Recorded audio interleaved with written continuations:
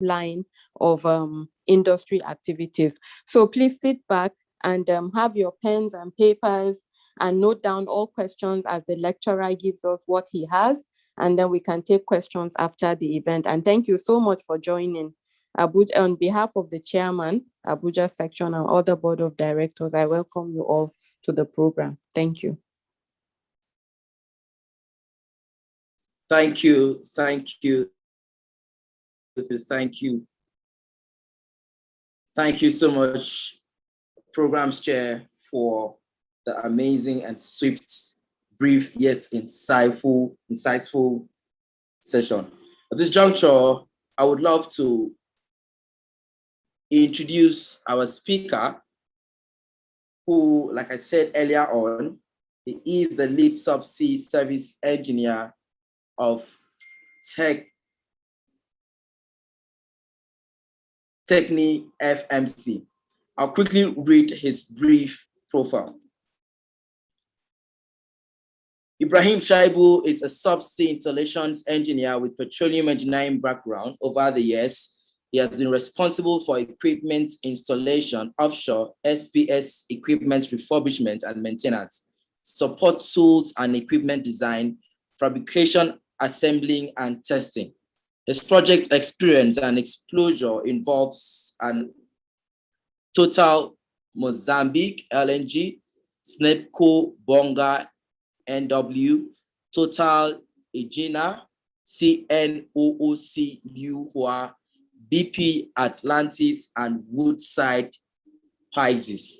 At this juncture, I would love to hand over officially to our speaker to take over the virtual stage. Please help me welcome the lead subsea service engineer of Techni FMC in the person of Ibrahim Shaibu for the section. Sir, the virtual stage is yours, sir. Thank you so much. Good morning once again, everyone. Please can you confirm you can hear me clearly?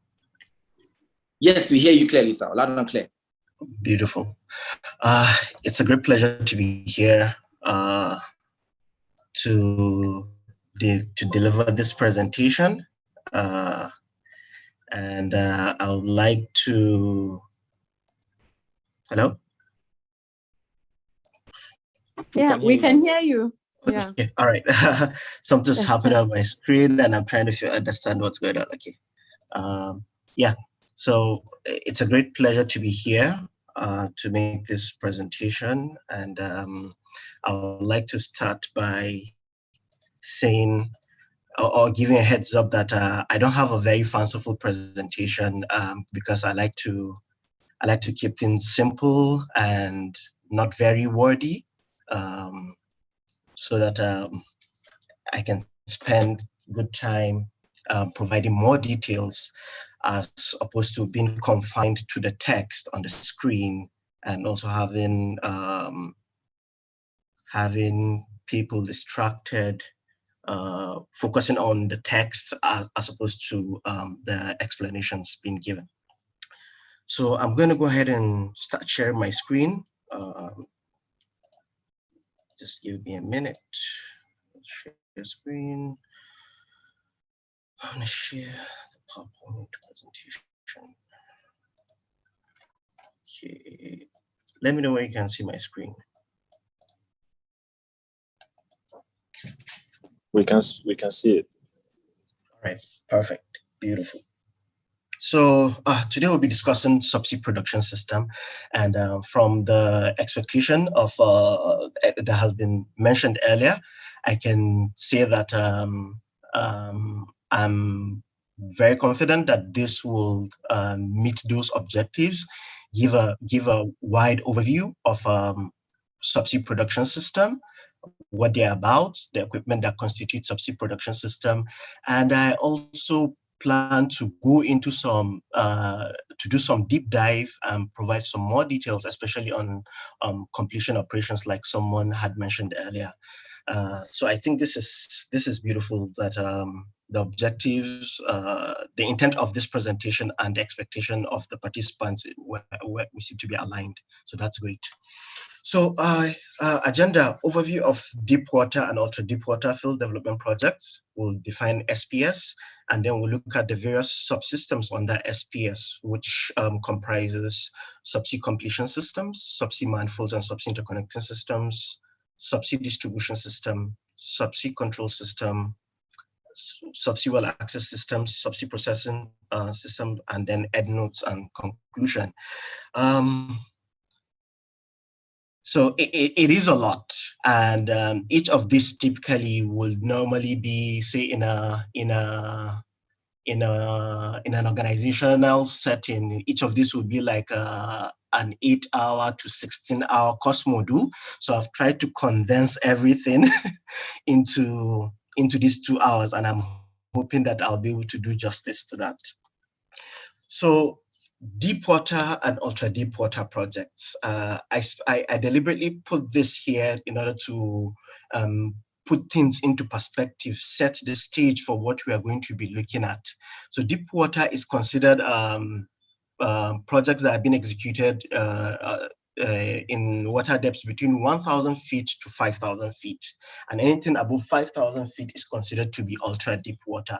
And it's interesting that most of the upcoming projects in Nigeria are all considered deep water. And even majority of the existing projects from Bonga, from SNEPCO Bonga to Chevron Agbami, Total Egina, Total Egina, and ACO, they're all considered deep water because they are in water depths greater than 1,000 feet. 1,000 feet. Yeah, it's so putting this into perspective, yeah, 1,000 feet to 5,000 feet, roughly, that's above, will I say, in the range of 1,000 to 1,500 meters or thereabout. But this is a picture of the various tallest buildings in the world. Right now, Burj Khalifa stands to be the tallest from the last time I checked, which is slightly in the range of 2,400-ish feet, right? So you can see the other buildings, Shanghai Tower, Taipei 101, and so on and so forth, on between 500 and this 800, right? Now, this is an illustration of the water depths of various projects that's been executed by Shell since the 1970s. You can see the very first one, Cognac, in the range of 400 meters, right? To the very last one, which is Shell Stones project, in the range of what? 2,800, above 2,800 meters. So 2,800 meters here, looking at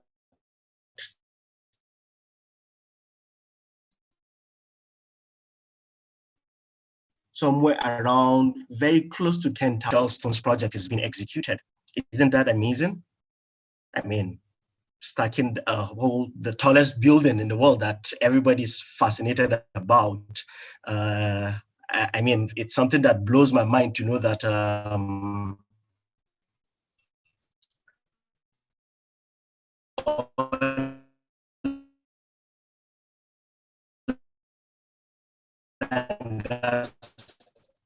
exploration is happening in water depths 3 times that of about 10,000 feet. You can imagine everything's going to be a challenge. Hydrostatic pressure,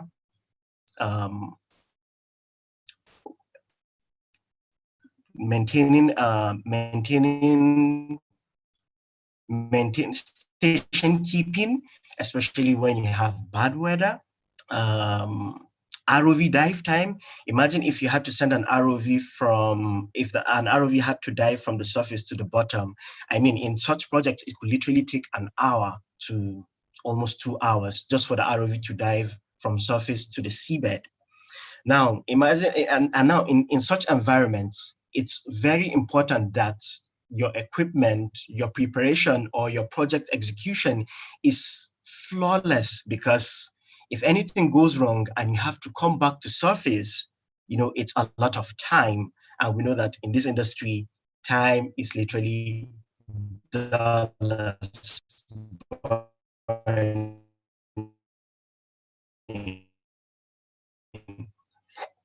or dollars going of the kind of environment in which subsea production systems are being deployed. Now,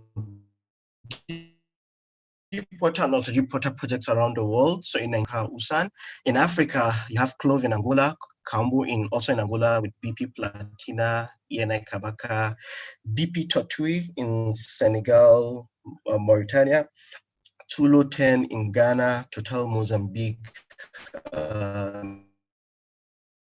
LNG in Mozambique. I want to say it's almost an inexhaustible list, but these are the few that readily come to mind. And around the world, you have Shell Perdido in the Gulf of Mexico, Shell Appomattox also in the Gulf of Mexico, Shell Gumusut in Asia Pacific, BP Atlantis, BP Thunder Horse, BP Mad Dog, all in Gulf of Mexico. Then you have Chevron Wheatstone in Australia. You have Total Chevron Blind Faith in Gulf of Mexico also, I think, and then Total Lapa in Brazil, South America. So again, these are not the only deepwater and ultra deepwater projects in the world, and more keep coming up because new fields are being discovered. For example, for those that have been following the news, you know that ExxonMobil has been making significant discoveries in Guyana, South America, where from Liza and to some other, like 9 other fields or 9 other reserves that they've discovered. And at this point in time, I think they're only developing 2 of them. The others are still yet to be developed, which is some activity to look forward to in the future. All right, so this is a typical illustration of a subsea field development project. Yes, and I say subsea field development project. Looks like I'm missing some labels. So here you have the host platform, which is the FPSO. In this case, this is the Egina subsea field development layout, right? So you have the host platform, which could be your FPSO, your tension leg platform, or your, what do you call it, your SPA platform, right? So here we have an FPSO. You have a drill ship in the field supporting drilling operations. You have a tanker that is here to load some crude or hydrocarbons, right, from the buoy. Then you have a field service vessel for supporting multiple operations or different operations in the field. And then you go underwater. It's amazing to know that it would be amazing to know that from the FPSO to the furthest equipment from the FPSO, it could be up to like 70 kilometers or up to 100 kilometers offset, like a horizontal displacement, right, on the seabed, which is like traveling from Bauchi to Jos, right? 70 to 100 kilometers offset. So it's amazing that while everything seems calm on surface, a lot of activities are going on the seabed, right? So for SPS, it is this cluster of equipment I have in this irregular shape with a yellow arrow pointing to it. That is those equipment all fall under subsea production system. Now, at this point, I also like to add that for this kind of subsea field development projects, you could have three main classifications. You could have the platform, the host platform, which is to see your FPSO. Then you could have your subsea production system. Then you could have your UFR or UFR, or at times it's been split to umbilicals separately, and then flow lines, pipelines, pipelines, flow lines, and installation, right? So everything you see, can you see my mouse? Yes, we can. Okay, all right. So everything you see from the end of this shape upwards towards the FPSO, or what's between the FPSO and the SPS, usually falls under UFR, and UFR stands for umbilicals, flow lines, and risers, right? And I should also have given you a heads up that there are a lot of abbreviations in subsea engineering. Generally, it's a thing very common to the oil and gas, but trust me, in subsea, it's like a whole lot, yeah. So yeah, everything between SPS and FPSO falls under UFR, which is umbilicals, flow lines, and risers. I'm going to talk slightly a bit about that down the line. All right, so this is and disclaimer, please. I picked all these pictures from the internet. They're online, so I'm hoping I'm not violating any confidential information because it's already out there. Yeah, so this is the field layout for Bonga Southwest Aparo, which is a field yet to be developed, but in the pipelines. The FPSO, there'll be, and then on the seabed, you can see you have different clusters of equipment: PDC1, PDC2, PDC3, WDC, and so on and so forth. So PDC stands for Production Drill Center, and WDC stands for Water Drill Center. So meaning in the production drill centers, you have production wells, and in the water drill center, you have, there are a lot of drill centers. And I think this field development has up to, I think, 40 subsea Christmas trees, if not more, for the entire field development, right? So, and then you have these things running around on the seabed, from flow lines to well jumpers, and then you have your distribution leads. All of this we are going to be discussing in details shortly. But again, just trying to set the scene and prepare minds for what's coming. So defining SPS.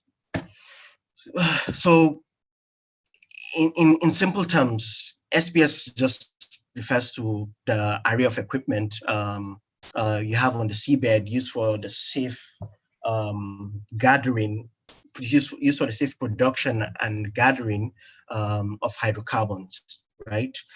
And this equipment would typically be designed for pressures of 10,000 psi, 15,000 psi, or 20,000 psi, because the deeper we go, the deeper we go, it's expected that we're going to have more pressure challenges. So it's important that our equipment are designed for those anticipated pressures. So right now, the 20K system, that's 20,000 PSI system, it's like the highest rated in the field. And I think a couple of SPS manufacturers actually are working on this. And some even refer to the 20K system as like the HPHT, high pressure, high temperature system, right? So, and in water depths of up to 10,000 feet, like we have of 25 years to 30 years. So this is to say, everything being equal, those SPS equipment can spend up to 25 years underwater. So now we'll start going into the various subsystems under subsea production system. So we have subsea completion system. Refers to the process of establishing a conduit for your hydrocarbons to move from your reservoir to surface. And put it in context, in this case, that would mean like from establishing a conduit for your hydrocarbons from subsurface below sea level to the seabed, right? Now, what happens to these hydrocarbons when it's safely to safely channel these hydrocarbons from the seabed to the surface? And that is where your subsea completion system equipment coming. So under subsea completion system, you'll find equipment like the Christmas trees, tubing heads, and tubing hangers. Now, you might be wondering, how about your production tubing? Again, so in the context of drilling, you'll be talking of things like your production tubing, the type of completion. Is it going to be an open hole or cased hole completion, your perforation, and so on and so forth, right? Your subsurface safety valve, your downhole pressure and temperature gauges, and so on and so forth. But for SPS, you are more focused around this. Now, mind you, this equipment do have an interface with those downhole drills you installed, like your subsea safety valve and your downhole temperature and pressure gauges, right? But in broad terms, whenever you talk of subsea completion, from an SPS point of view, these are the main equipment that will come to mind: your subsea Christmas tree, your tubing heads, and your tubing hangers. Now, types of subsea completions. You have vertical completions and you have horizontal completions. And for vertical completions, there are two types: in the wellhead completion and in the tubing head completion. And I kind of quote in there that as a rule of thumb, the type of completion is simply defined by the location of the tubing hanger. Now, at this point, I'm going to take some time to freshen our memory on some of the basic things you already know, right? So we do know that while we're drilling and casing,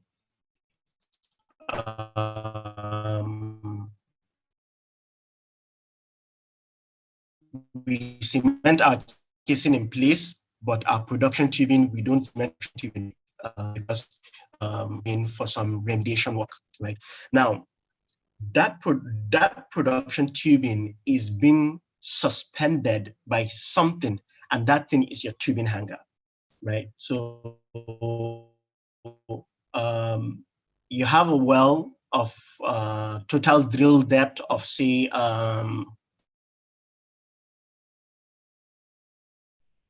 18,000 feet. You 18,000 feet up to into your piezo, up to your piezo, right? And you now run your production tubing.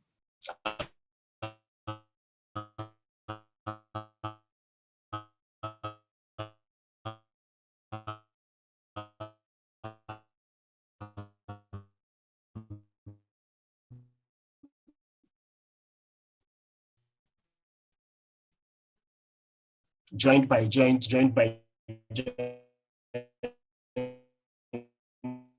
all the way till you have that put into in the wellhead completions, or it will sit in the tubing head to make it what in the tubing head completion.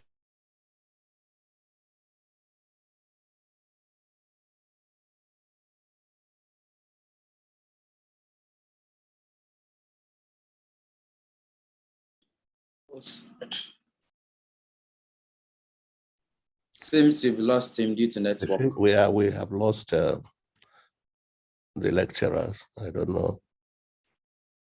I hope I'm not the only person. No, you're not, sir. Okay. We all lost you, sir. Okay. I hope you are not playing a trick. No, sir. Okay. It's his network. Okay. Yes. Yes.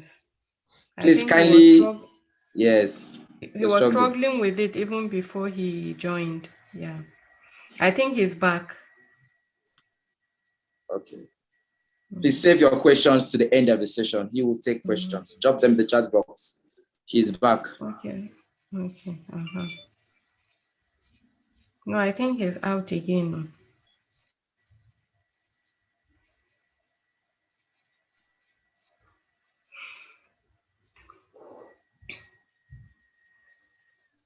I can't even see his screen. It's not shared, but Yes, I think he's not even he's off. He has been taken off by network.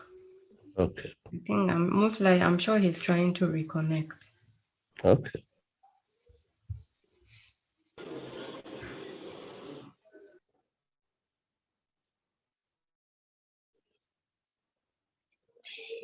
Yes, members, I think he's trying to reconnect. Yes, just wait. Yes.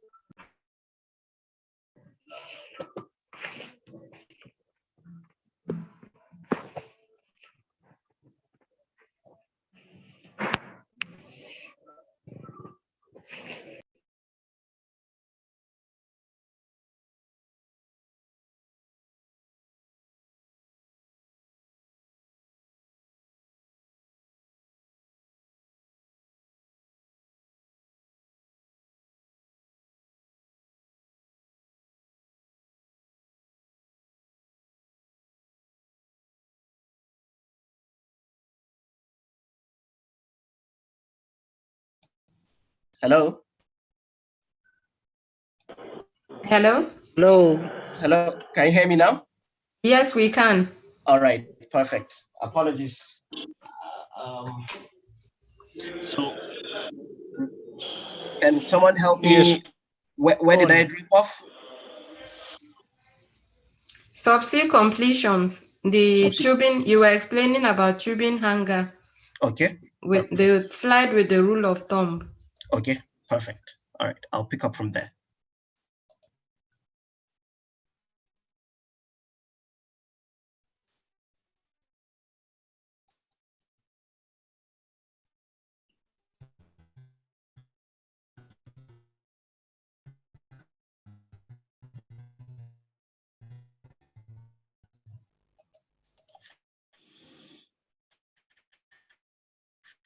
Okay, so I'll share my screen again.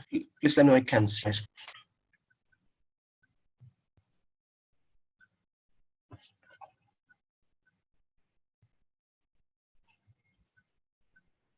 Hello?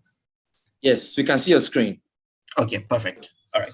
So as I was saying, as a rule of thumb, the type of completion is So can you make it on the slide? It's on the slideshow mode. yes. All right. Thank you.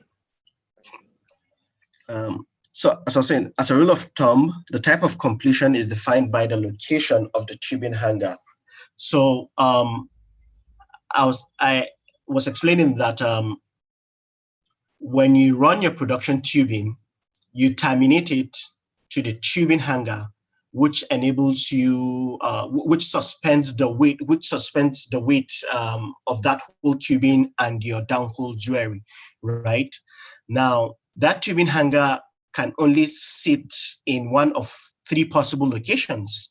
In a vertical system, it will either be inside the wellhead or inside the tubing head.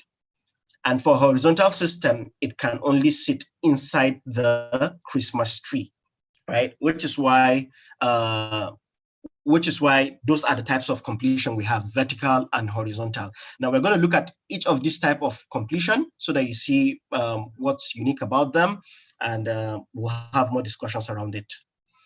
For vertical completions, the tubing hanger is installed inside the wellhead or tubing head. Now, when we say installed inside the tubing head or inside the wellhead, it means that your tubing hanger has a locking mechanism, right? That will enable it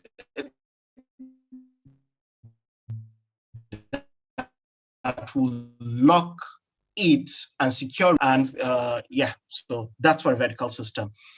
Then production fluid outlet is at the top of the tubing hanger. Hence, production fluid exits the tubing hanger vertically, right? The main Christmas tree valves are stacked directly above the tubing hanger, right? And the main three valves that you have in a vertical system, that'll be your production master valve and your production swap valve. So these two valves will be stacked directly above your tubing hanger, meaning they'll have the same center plane with your tubing hanger bore. Then obviously for vertical completions, you use vertical Christmas trees. And then your downhole functions, meaning for your downhole journeys like your subsea safety valve, your downhole gauge, your sliding sleeves for, say, if you have an intelligent well completion system. So intelligent well completion system, that's simply when you use a single well to produce from two different reservoirs that are not at the same depth, right? So you have one reservoir at, say, 15,000 feet and another reservoir at 18,000 feet, with some like 3,000 feet in between. So in those cases, you have the potential to run an intelligent completion whereby you have some sliding sleeves that can be hydraulically or electrically actuated in order for you to do selective production. In other words, you can decide to produce from both reservoirs at the same time, or you can decide to produce from one reservoir at a particular time and decide to switch to another reservoir at a different time, right? So those sliding sleeves have to be controlled, have to be functioned, right? So together with your subsea safety valve and your downhole gauge, like I mentioned earlier. So these are considered downhole functions, right? Now, downhole function communication is established in a vertical system, is established from the bottom of the Christmas tree to the top of the tubing hanger, which if you look at it, it kind of makes sense because your tubing hanger, your Christmas tree is installed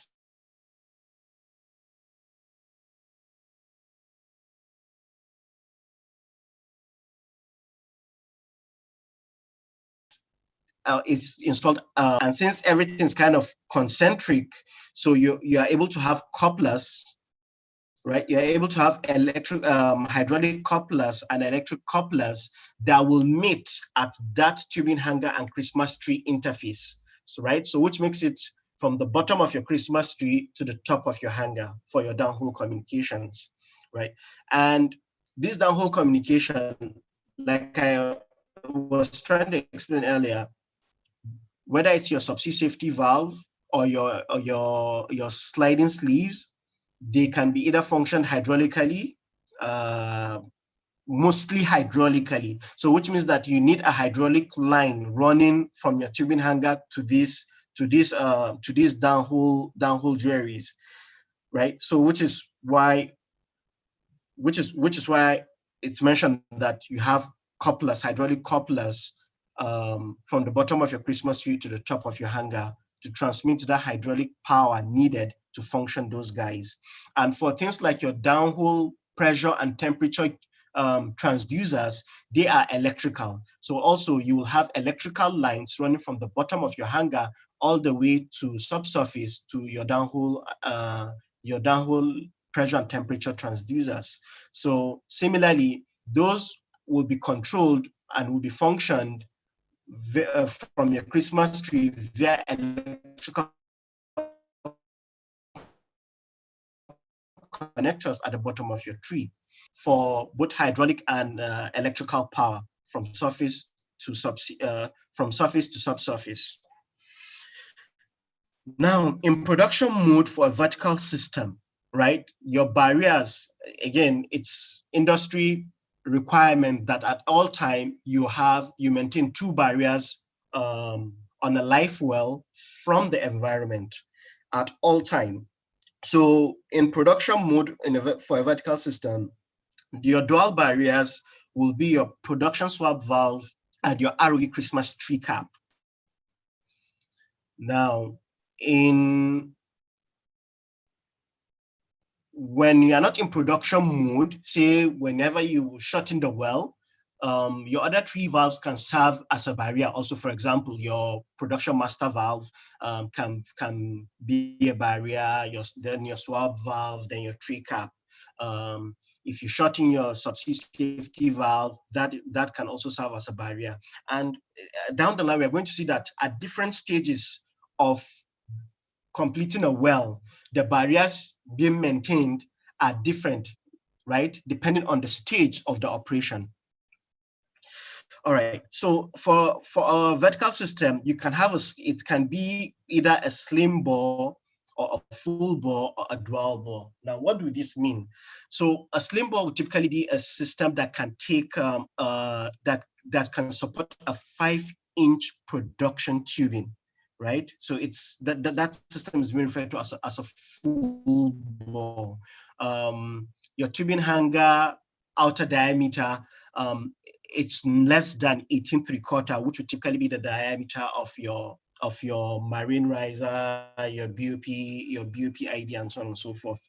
And for a full bore system, it is a much larger system that can support up to 7-inch production tubing, right?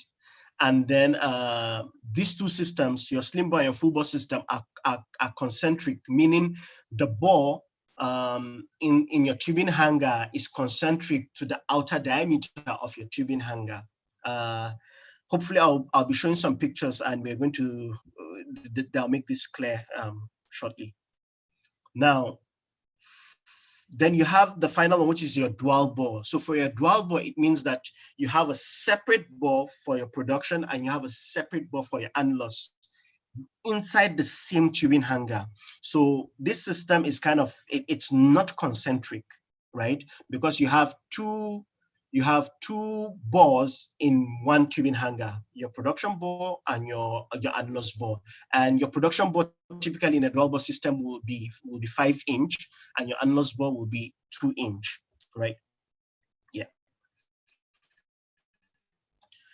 So this is an illustration of the vertical completion system, both the tubing head and the wellhead vertical completions.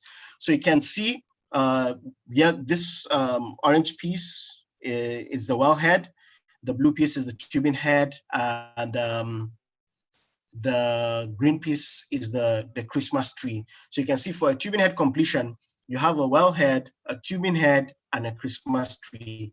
Then the red is your tubing hanger, right? You can see the tubing hanger is sitting inside the tubing head, right? I can see the production master valve and the production swap valve are stacked directly above your tubing hanger. And this will be your production wing valve. In the wellhead completion, you can see the tubing head has been eliminated, meaning your tubing hanger goes directly into your wellhead, and your Christmas tree goes directly onto your tubing, onto your wellhead, right? Now, similarly, your your valves are stacked directly above the tubing hanger, both your master valve and your swap valve. So now, earlier when I said in production mode, your dual barriers are your swap valve and your ROV tree cap. You might be wondering why not, now that you see this, you might be wondering why not the master valve?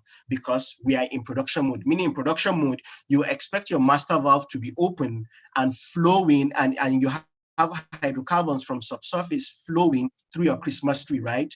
So in that production mode, your valve will always be closed. Your production swap valve will be closed. So the only flow path for your hydrocarbons will be through your master valve, then through your wing valve, and then it goes downstream all the way to your manifold and then surface, right? So and then above, my bad, up there, you're going to have your ROV Christmas tree cap, which will now serve as your second barrier to the environment. Now, if say something happens and we decide to shorten the well, right? By shortening the well, you could close your production master valve, close your downhole safety valve, and so on and so forth. So you see, for every valve that is closed in the flow path, along the flow path of your hydrocarbon, that becomes a barrier, right? Because they are designed and rated to be able to contain pressure coming from below. Are you with me? Yes, Yeah. we are. Yeah. All right, awesome, good. So this is a picture of a number of vertical tree systems and kind of show the evolution. Vertical tree system, you have the tubing head and you have the Christmas tree. And this used to be right now we refer to it as the legacy system, because these were deployed in the early 90s, if I'm recalling correctly. Now, you can see how it has transformed to something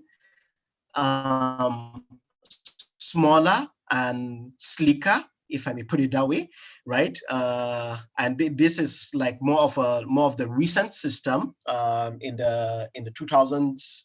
In the range of 2000s. We call it the enhanced vertical deep water Christmas tree. It also has a tubing head below it. Now, mind you, these two they are stacked together, meaning you can unstack them. You can separate the Christmas tree from the tubing head. Now, I want you to also notice how you can see these valves, right? So those are most likely your production master valve and production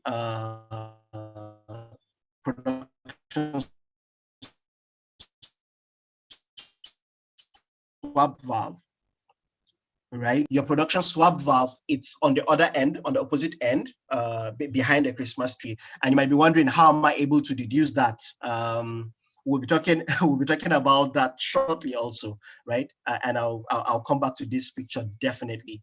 Now, so you can see how it's kind of concentric with your Christmas tree bore, right? Because everything,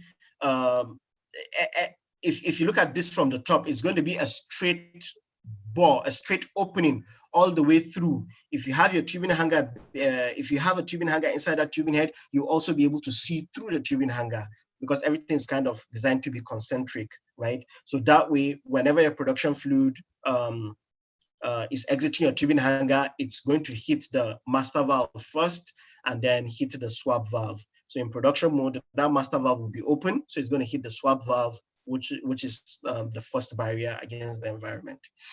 And then the system to the far right is kind of like the latest and greatest right now for us in the industry. We call it our Subsea 2.0. You can see it's much smaller. And it's interesting to know that not just Technip FMC as an organization, but also this is the change now the industry has propelled, if I may put it that way, in the sense that we're looking for, the industry is looking for to more intelligent equipment, smaller equipment with the same functionality, same capability, And what does that mean for the industry? It means that this equipment can be easily handled. Imagine if this is almost half, if the weight from this guy, the middle guy, to the guy on the right has been reduced by nearly 50%, right? It means typically if you need a very huge intervention vessel to handle the stack in the middle, you might be able to use a smaller intervention vessel to handle the stack on the right. So that's what it means. And meaning also you save time in building this equipment. Typically, building this equipment could take,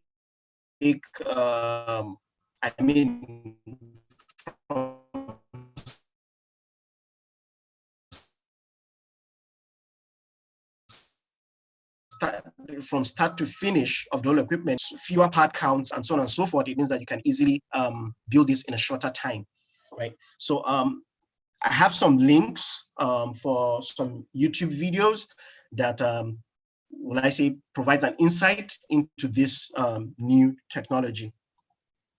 So this is also another a closer look at a vertical Christmas tree system. And again, all these pictures were picked online, so you can forget the people below and let's focus on the equipment. So now you can see similarly, you can see these two valves, right? They are stacked concentrically with the bore of the Christmas tree, right? And definitely, I can't see the label, but one of them will be your production master valve, and the other one, the swap valve, similarly will be at the opposite end. And just to clarify that, so because your swap valve is a barrier, because the swap valve is a barrier, right? It is a manually functioned valve. I repeat, the swap valve, because the swap valve is a barrier, it is a manually functioned valve. And this valve above here, I can tell you that it's not a manually functioned valve because it has an actuator, right? It has a hydraulic actuator, meaning you can use hydraulic pressure to function that valve. So your swap valves would typically not have an actuator because it will be a manually functioned valve, meaning anytime you want to open or close that valve, an ROV has to dive down there and go and manually open it. So it's a means of control. You don't want anybody accidentally opening that valve during production mode, right? You don't want anybody accidentally opening that valve during production mode. So if for any reason after a well has been completed, the Christmas tree has been installed, and the well begins to flow, that swap valve will be closed. If for any reason it needs to be opened, because it's a manual valve, definitely a lot of things have to happen, right? There must be some kind of preparation, what operation is going on, why are we going to open, all those questions will have to be asked, and risk assessment, evaluation, all that will be performed before executing that operation, because now you are literally taking off one barrier offline, right? And trust me, if there is any operation that will warrant you to go and open that swap valve, right, a second barrier will be put in place. There is no doubt about that. A second barrier will definitely be put in place before opening that swap valve to do whatever operation that needs to be done, right? So that's how I'm able to tell from these pictures that, okay, yes, the bottom one with an actuator will be your master valve, and then the one above it cannot be a swap valve. So your swap valve will be like 180 degrees away from this face. So horizontal completions. Now we've talked about vertical completions. Now we're going to talk about horizontal completions. And for horizontal completions, the tubing hanger is installed inside the Christmas tree. And what does that mean? That means that when you drill, after you've drilled the well, before you drill into the pay zone, right, you must install your Christmas tree before you drill into the pay zone, because by the time you drill into the pay zone, the next thing will be for you to run your production tubing.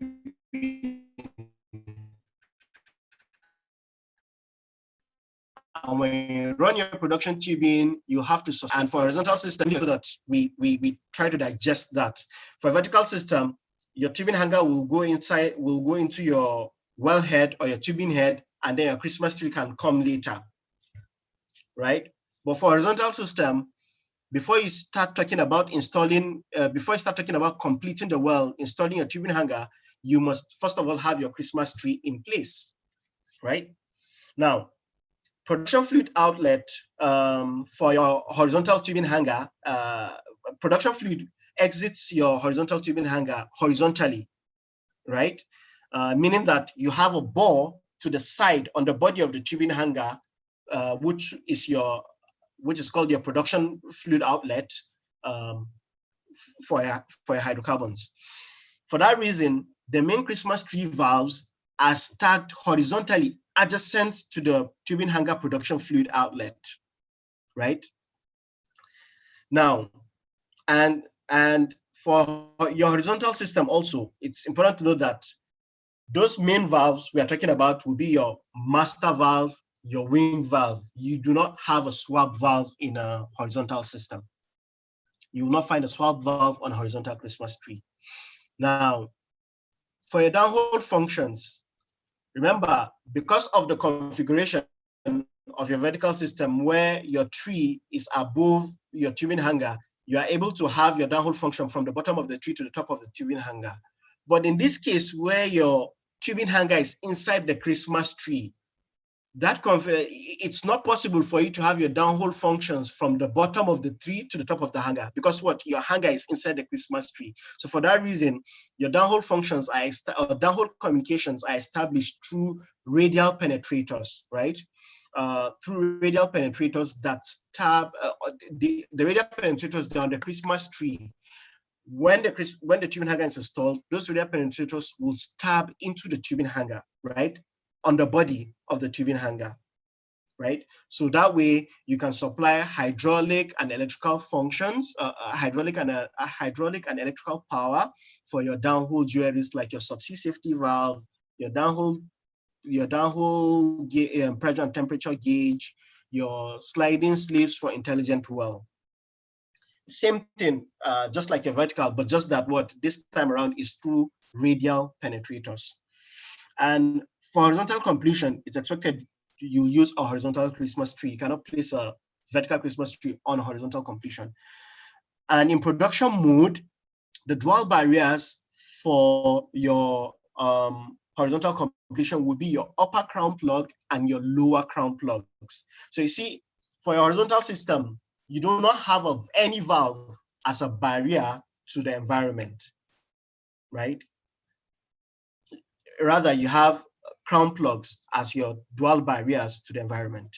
Now, the main production valves on the Christmas tree are your production master valve and production swap valve. So this shows an illustration of your production, of your horizontal Christmas tree. So you can see you have the wellhead, right?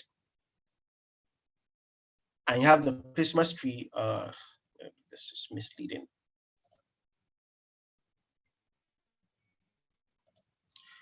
That was misleading, so I had to just take it out. Yeah.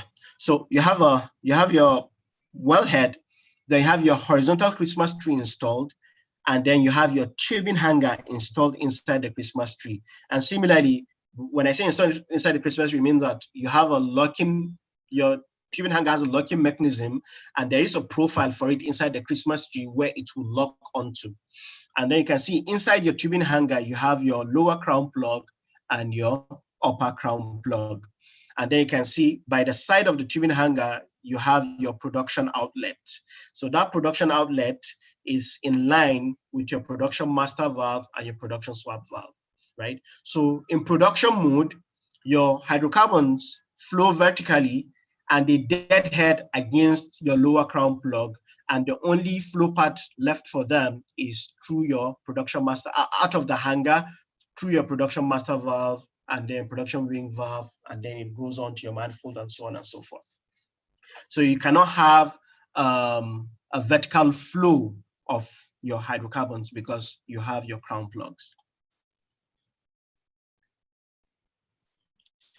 So this is a typical horizontal Christmas tree. You can see you do not have any of these large valves, kind of in the middle, concentric to your Christmas tree bore. And that is because it is a horizontal system. So that's one of the easy way you can readily identify. If you just see any equipment at random, and you want to tell if it's a vertical Christmas tree or horizontal Christmas tree, just look at the valve stack.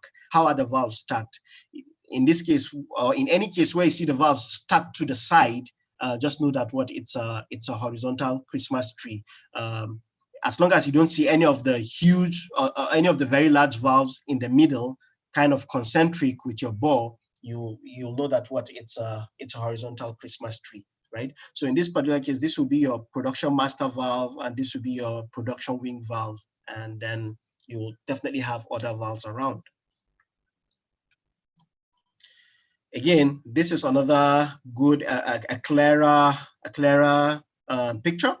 You can see production master valve, production wing valve. You can see how they are stacked to the side. So and for that reason, you'll expect that your horizontal Christmas tree, it will quite be large on the horizontal side, right? Because of the need for your valve and adjacent direction to your fluid outlet, right? So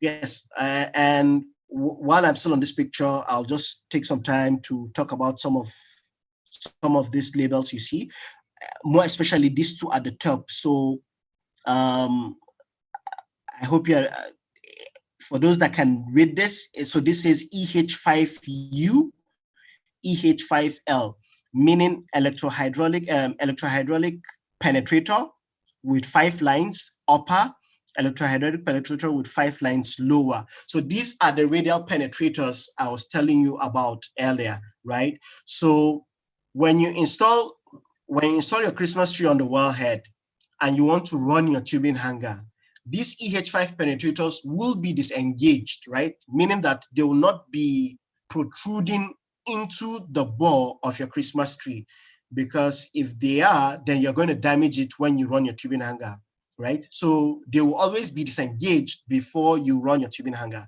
When you run your tubing hanger, successfully land it and lock it, then you will now engage these EH5 penetrators, right? These EH5 penetrators will stab into the tubing hanger body, thereby completing the circuit or completing the flow path for your hydraulic and your electrical energy for functioning your downhole jewelries like your subsea safety valve, downhole temperature and pressure gauge, sliding sleeves for intelligent wells, right?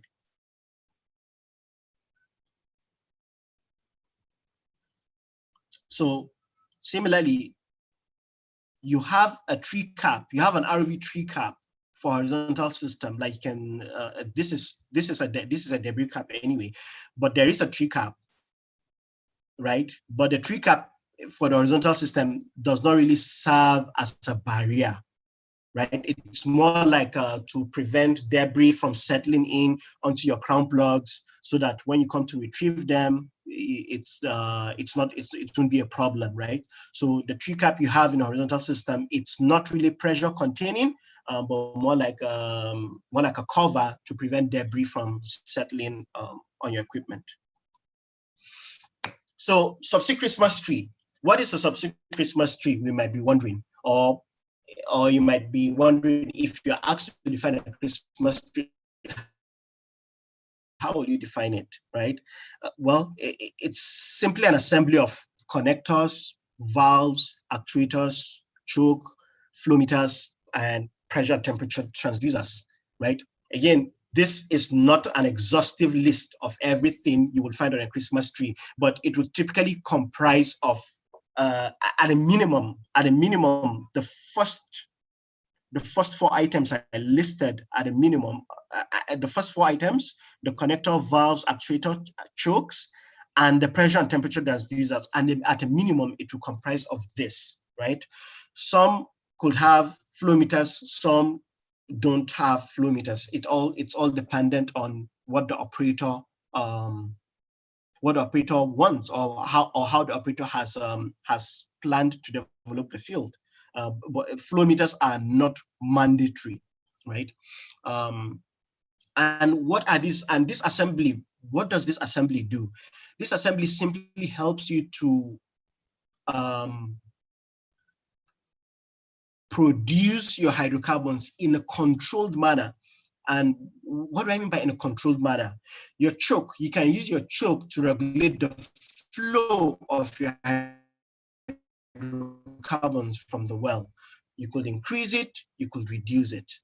Your valves, you could use the valves to shorten the well.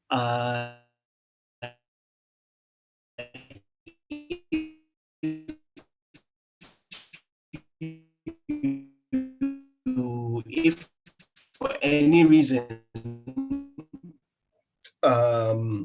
you want to start, the pressure and temperature transducers help in monitoring the pressure and temperature of your hydrocarbons at all time, because it's very important that so data, it's something that the industry relies on heavily. So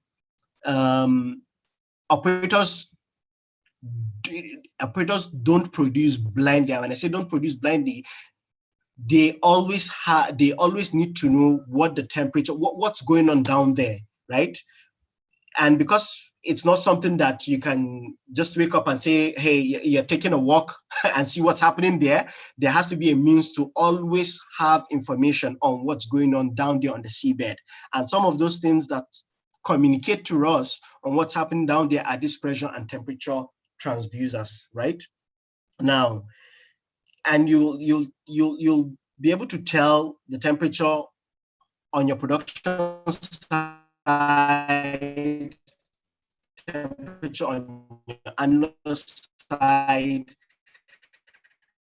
and then it even gets better if you have something like just much flow you're having of your oil, gas, and water, right? And if something changes, it's going to show up in the data you're gathering from this equipment. If you're now producing more water, if you have a multi-phase flow meter, it's something that will show up on your multi-phase flow meter. You know that, okay, something's wrong with my reservoir. It's no longer optimal or whatever. If you are having inflow fluid, if you're having excess fluid flowing into your wellbore, say due to a leaking packer or some issues, right? It's something that will show up because now you'll be having high pressures than normal, right? So that's a sign, that's a signal, that's a red flag that, okay, hey, something's going on down there.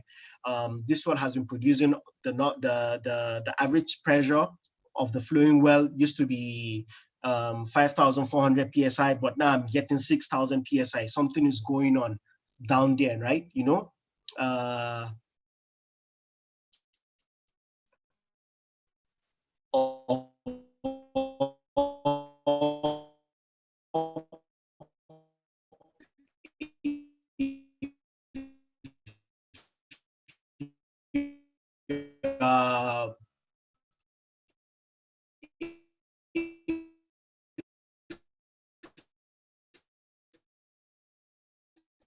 All of a sudden, a well that's produced, a well that's a mean condition on that seabed to be kind of determined at any time.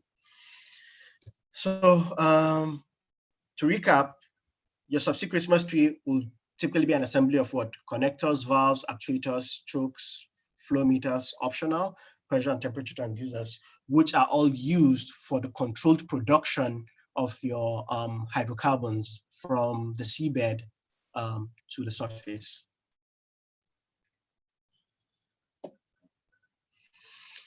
So now we're going to go into subsea manifolds. Now, subsea manifold is an a structure that commingles fluids, flow meters, pressure and temperature transducers, just like a Christmas tree. Now, imagine the field layout diagram I showed at the beginning. Here, imagine if you do not have a manifold and you have to run a flow line from every Christmas tree to your FPSO. That is going to be very tedious, right? And astronomically expensive, it just does not make sense, right? Hello, are you still with me? Yes, we are with you, sir. Okay, all right, great. Yeah.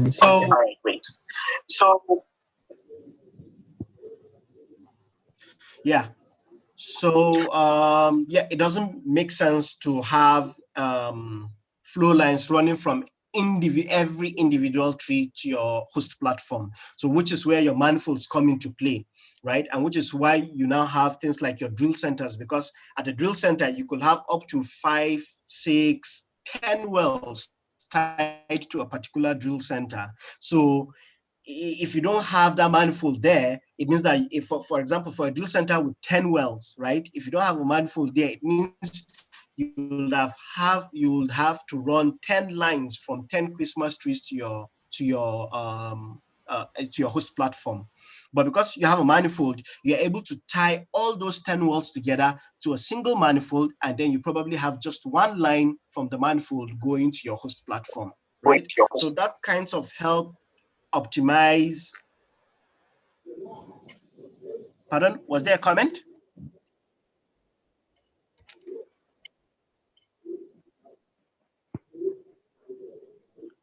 You can go on, sir. Okay, all right. I thought there was a comment, right? So the manifolds help optimize our field development. I'll go back to the manifold. Yes. So yeah, so it helps commingle fluids, and we typically have a foundation structure, headers, branches, valves, flow meters, and so on. So we'll talk more about this in the subsequent slide. Now, manifold foundation. The image to the left shows a manifold with a what some people call closed casing foundation, right? Basically like a suction pile, foundation. And you can see this manifold, you have 2 headers to the side here, right? And then you have branches, right? So you typically have headers which will be much larger because they are the ones tying your flow line, taking your hydrocarbon to your host platform. And then you have the branches which are for tying in your wells, right?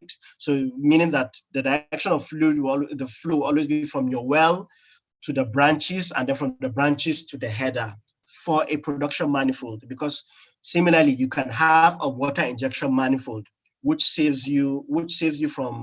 will simply be the reverse, save you from running multiple injection lines from a host platform to a number of injection wells. So if you have an injection manifold, you just run a single line or dual line to injection manifold, and from a manifold to various injection wells, right? So I'll be talking more about this, but with focus on the foundation. This is a manifold with a kind of suction pile foundation we call closed casing foundation, and this one is a template manifold. Now, a template manifold means that you have predefined locations for spotting your well, installing your wellhead, and your Christmas tree, right? So it could be a template manifold with 4 slots or 6 slots, right?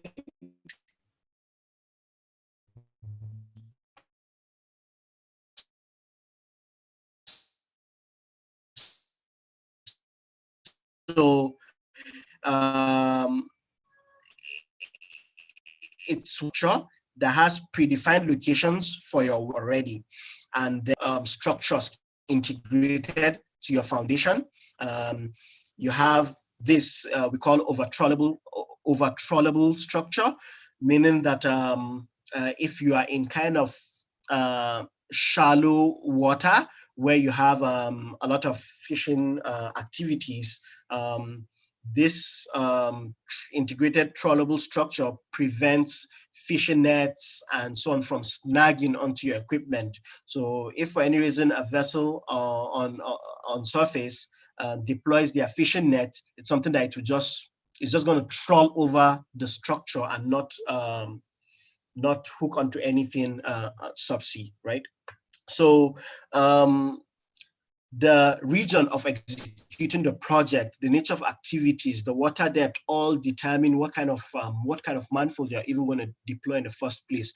So template structures are very, very common in the Norwegian continental shelf. Because of obvious reasons, they have very rough seas, and then it's not ultra, you can consider them deep water, ultra deep water, because you have significant fishing activities also going on. So most of them have this kind of template manifold structures, right? But here in the Gulf of Guinea, in Nigeria, Ghana, a lot of in fact, to the best of my knowledge, we don't use the template style manifold. Most we use are the cluster style manifold that have a separate foundation and with no requirements for trollability, if I may put it that way.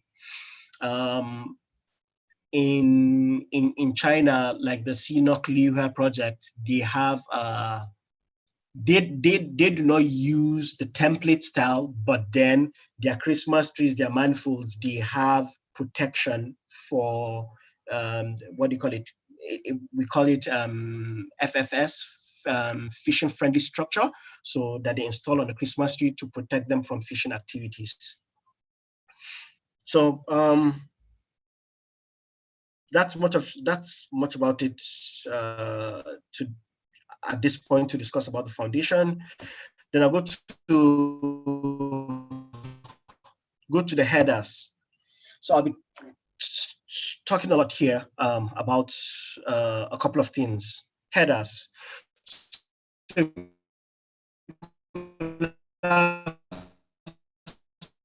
Single headers and dual headers, and I will be showing that shortly. You see that manifolds will be described in the manner I have highlighted below. It's a 4-slot manifold, single head. It's a 4-slot single header manifold, or 6-slot dual header manifold, 4-slot dual header manifold, and so on. You know, different kind of combination depending on how the field has been planned to be developed. But long story short is it could either be a single header or a dual header, and then you could have a number of branches from 2 all the way to 10, right? So now you might be wondering, what informs the decision of having a single header versus having a dual header? The answer to that is simple: flow assurance. Flow assurance considerations during field development plays a very strong role in influencing the decision to use single headers versus dual headers. Now, what do I mean by flow assurance, right? Flow assurance simply considers the everything that impacts directly, indirectly, and influences your hydrocarbon flow. For example, we know that seabed condition is pretty much ambient, meaning you have a, depending on your water depth, your seabed pressure will be constant at that particular water depth, and your seabed temperature is pretty much 4 degrees Celsius, right? Now, these conditions are ideal for the formation of hydrates, and hydrates will clog up your lines, right? So meaning at some point, once you have hydrates building up, you start having reduced flow, reduced flow up to the point where you will even have probably no flow when your lines are completely clogged, right? And just to mention, the ideal condition for hydrate formation, you have low temperature, high pressure, and presence of what? Water, water particles or moisture, right? That's the ideal. If you have these three guys present, right, then it's just expect to face hydrate challenges, right? And you can see the seabed condition is pretty much ambient. Your hydrocarbons flowing will typically flow at high pressure, and then due to the nature of your hydrocarbons, which is typically a combination of oil, gas, water, you can see that at every point in time, you are bound to face challenges with hydrates, right? Now, having said that, so these have to be factored in your field development right? Now, if it's a field where you anticipate having a lot of hydrate challenges, you expect that the dual header manifolds will be deployed. And what does a dual header help with? It helps to be able to pig your lines, right? Because you now have two headers. You can launch your pig on one of the header and receive it on the other header, right? But if you have just a single header, you might not be able to readily pig.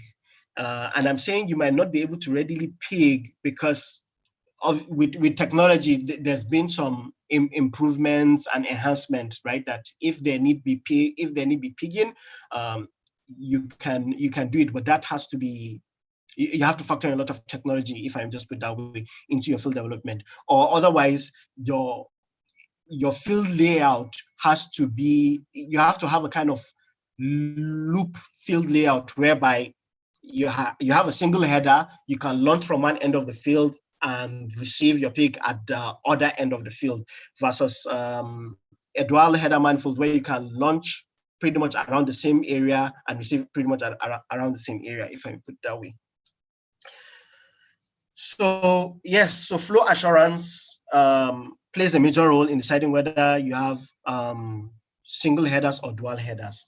Now, even for single headers, I think it's also worth mentioning that, like I said, for projects that decide to deploy single header manifolds, you find out that they have other means for addressing flow assurance. For example, things like we call them ETH, electrothermal heating, and DEH, direct electrical heating, meaning that your flow lines, these are specially designed flow lines with heating capabilities. And by heating capabilities, you find out that you're eliminating one of those prerequisites for hydrate formation, which is what? Low temperature, right? So your flow lines, the flow lines have been integrated with some additional functionality whereby they can be heated directly using electric current, or using what do you call it? Electrothermal induction in the other method, the ETH, right? So we find out that obviously the cost of a flow line with heating capabilities, and just the ordinary flow line, which is just a piece of pipe, right, will definitely be different. But so some economics come to play, right? Depending on the size of the field, how much of those ETH or DEH electrical lines you plan to deploy, your field offset. A lot of considerations come when they are when project economics are being weighed. Should we go dual header manifold that we can just pig, or we should do the single header and have these electric lines and we don't have to worry about flow assurance, right? Yeah, so so at this point, I'm going to break away from the presentation and share something else.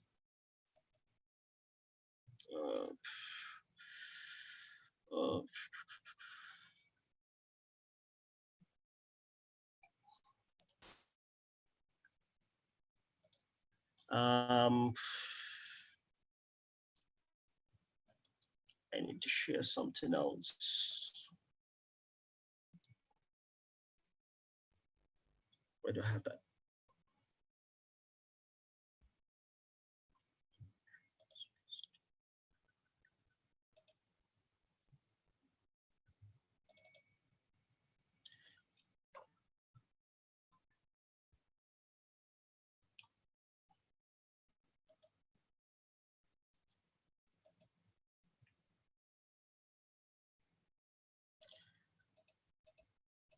Are you with me? Yes, sir. Okay, all right. Yes. I'm trying to pull up the file.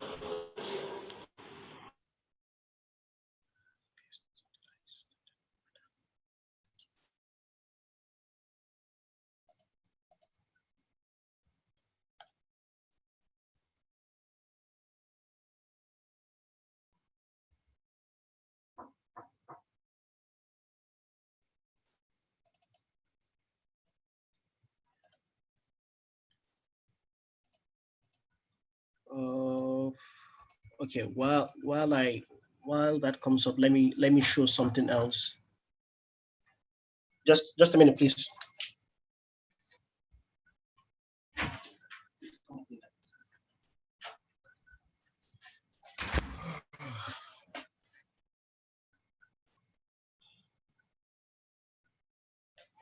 Okay.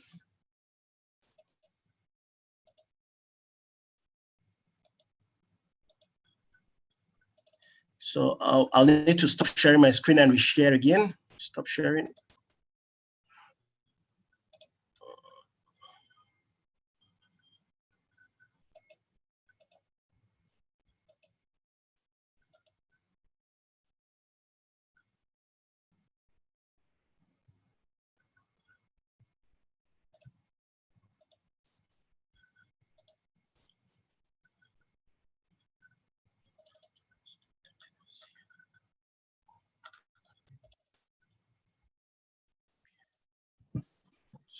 Yeah. I'm trying to share my screen again. And I know we're almost running out of time.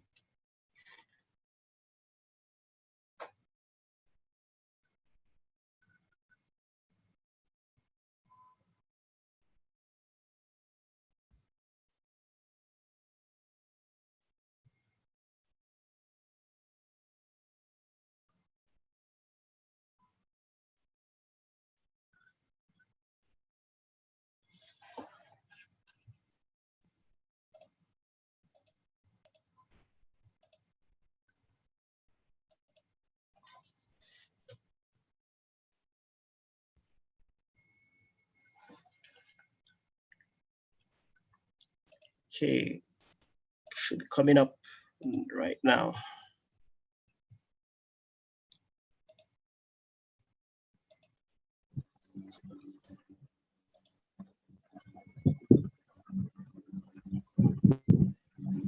Can you see?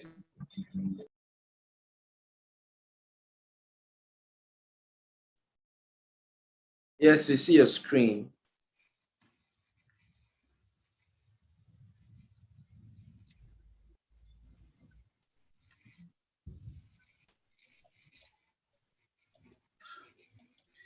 Can you see my screen? Let me know when you can see my screen. We see your screen. We see your screen.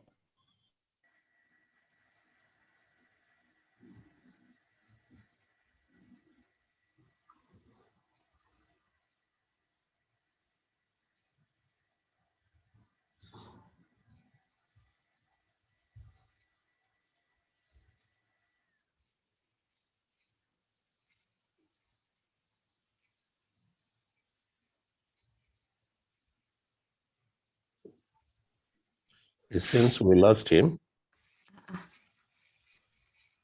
It seems his network is very unstable. Okay. I think he's actually offshore. That's why.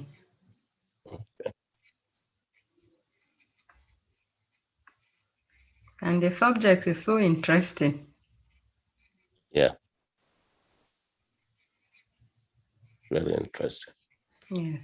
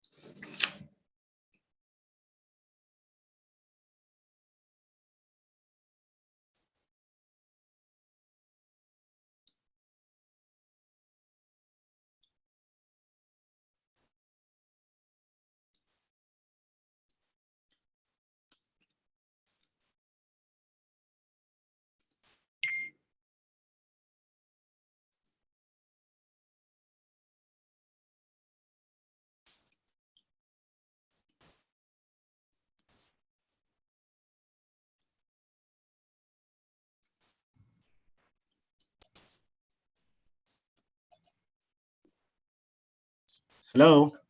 Okay, you're back. Yeah, can you hear me now? Yes. Hello. Hello, and Yeah. can you see my screen? Yes, a video is downloading, right? Yes, yes. I'm sending a file. So, okay, this is what I want to show. Before that file.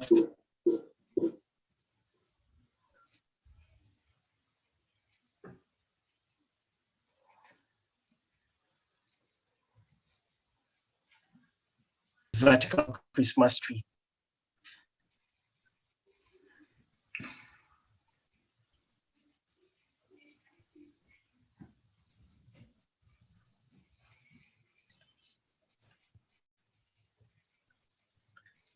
Okay, I'll help out. So this is a vertical tree system because you can see it has a production master valve, PMV, and a production swap valve, PSV, right? So it's a vertical Christmas tree system. Is there another picture I want to show before that opens? Okay, so you can see this picture, it's a bit blur. Though we'll soon have a better picture.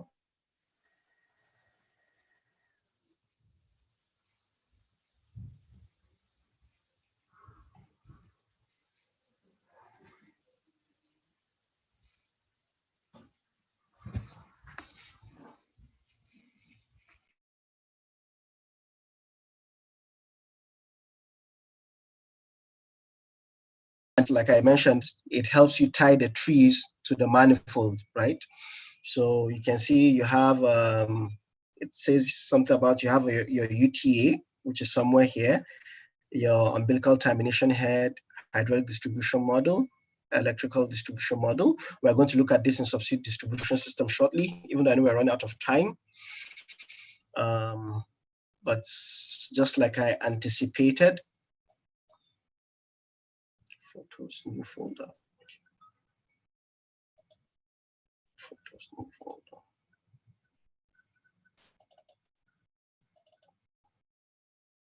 All right.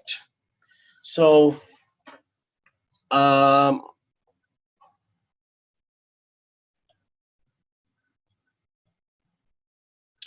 so this is a typical field layout that is going to be showing us some of these things at a closer look. So you can see this is a production manifold. You can see the plan to tie various Christmas trees, and you can see it has a dual header, right?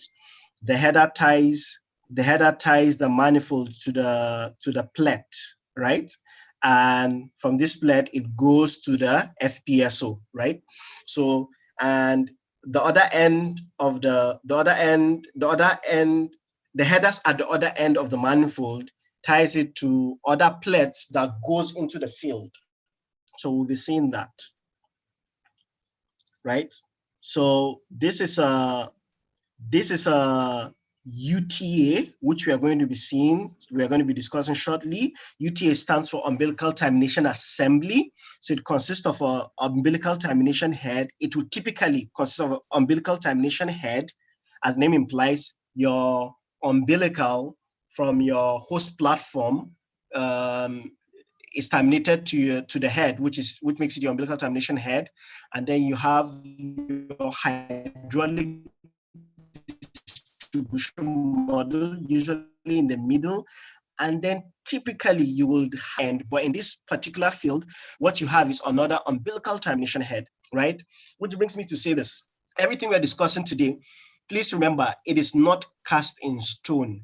Every project is going to have its unique challenges and it's going to be developed in a unique manner, right? So this kinds of the objective of this is to provide some basics, right? But it does not mean that everything we're discussing here is cast in stone and you can only find it that way. No. You will see that different projects, due to certain challenges, they were forced to innovate and do things differently. For example, on this project, where you have two umbilical termination heads on one UTA, right? And you might wonder, where's the electrical distribution model? It is kind of separate, right? And you see that you have red lines, blue lines running all around the field. So your red lines are your electrical flying leads. The electrical flying leads supply power to your various equipment, to your Christmas tree, to your manifold, and so on and so forth, right? So you typically expect to have your EFLs, electrical flying leads, running from your electrical distribution model to your Christmas or to other equipment. Now,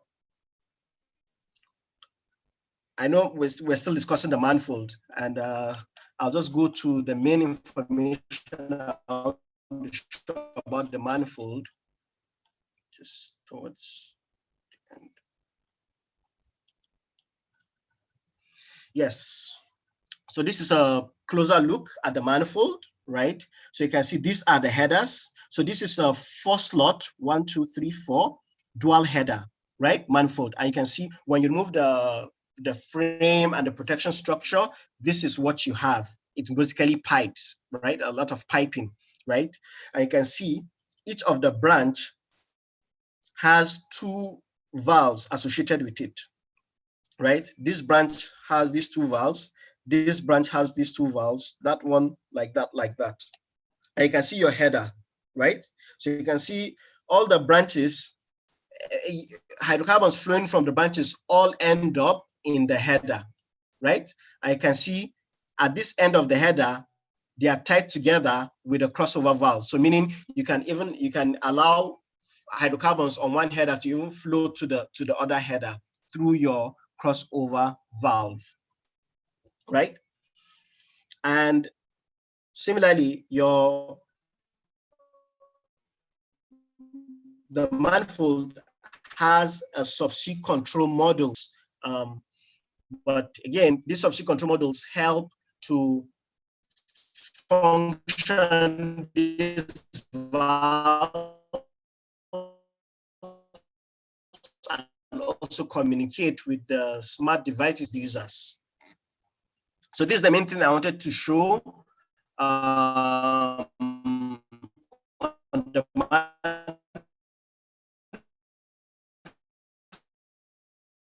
manifold. And then here you see that this manifold has this piece that's called a piggin loop. Again, as the name implies. So which brings to what I was saying earlier, that with a dual header manifold, you can launch your pig on one of the header and through your piggin loop, receive it on the other header, right? So that's the main thing I wanted to discuss about manifolds. The next thing to discuss under the manifolds are jumpers, right? So typically your jumpers, well jumpers, they tie your well to your manifold, or in this case, where this is a water injection well, it's tying it to a water flow line termination assembly, right? So this is a flow line bringing water from top sides, which is your host platform, to be injected into the well, right? So you can see the water comes to this flow line termination assembly, water flow line termination assembly, and from there it gets injected into two wells. So for this field, that is how the development has been planned. In a field where, say, maybe you have a water drill center with up to 5 or 6 wells, this water flow line termination assembly would be replaced by a water injection manifold. And now, since it's a water injection manifold, you will not be bothered about having dual header. You will straight up have a single header, because what you're doing is you are injecting water, not producing. So you don't have that ideal situation or that ideal environment for hydrate formation in your water injection system, right? And which I will also use the opportunity to discuss another significant difference between your production systems and your injection systems. You find out that typically for your production systems, they will be thermally insulated, meaning they're going to have thermal insulation coated around critical areas around your production equipment. For example, a production Christmas tree, a production manifold, a production jumper, they will have insulation, right? Because, and what does the insulation do? The insulation helps to maintain the high temperature, because if they are not insulated, they are in direct contact with the seabed or seawater, which is at 4 degrees, right, at ambient. So it's going to kind of cool the content in the flow line. So they are insulated in order so that they can maintain that high temperature and prevent the formation of hydrates, right? But on your water injection system, you have no concerns and no fear for hydrate formation, so you don't spend that money to insulate your equipment, because it's technically not required. So since we're here already, I'll just, the subsequent slides to discuss have to do with subsea distribution, which I can fulfill the objective with these pictures here. So subsea distribution, we can see that we have a significant amount of equipment on the seabed, and this equipment have valves, pressure, temperature transducers. So there's need for hydraulic and electrical power to this equipment.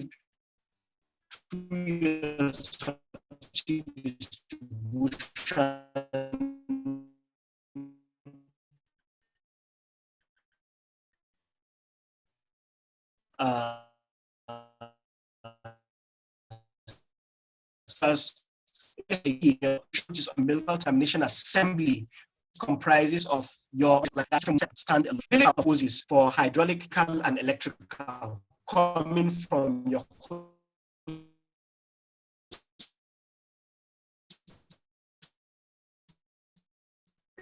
platform.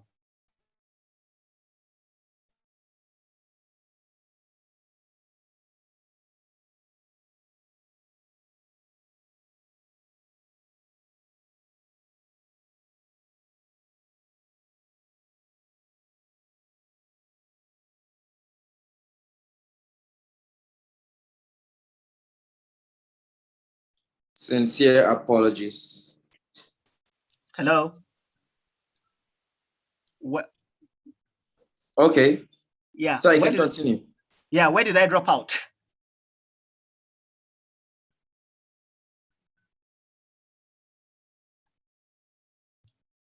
Like 3 minutes ago.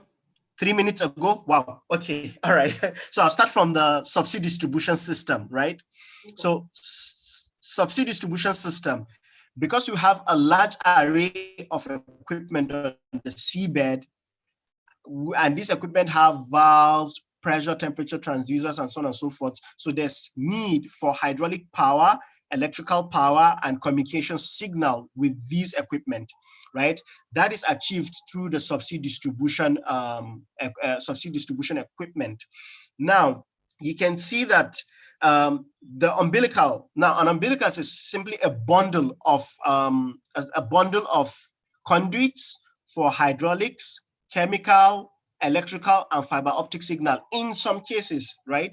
Now, so your umbilical brings all these things from topside, which is your host platform, to subsea onto the umbilical termination head.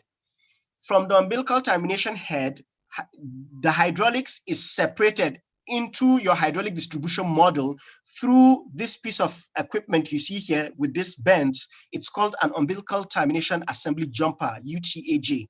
It jumps your hydraulics from your umbilical termination head to your hydraulic distribution model.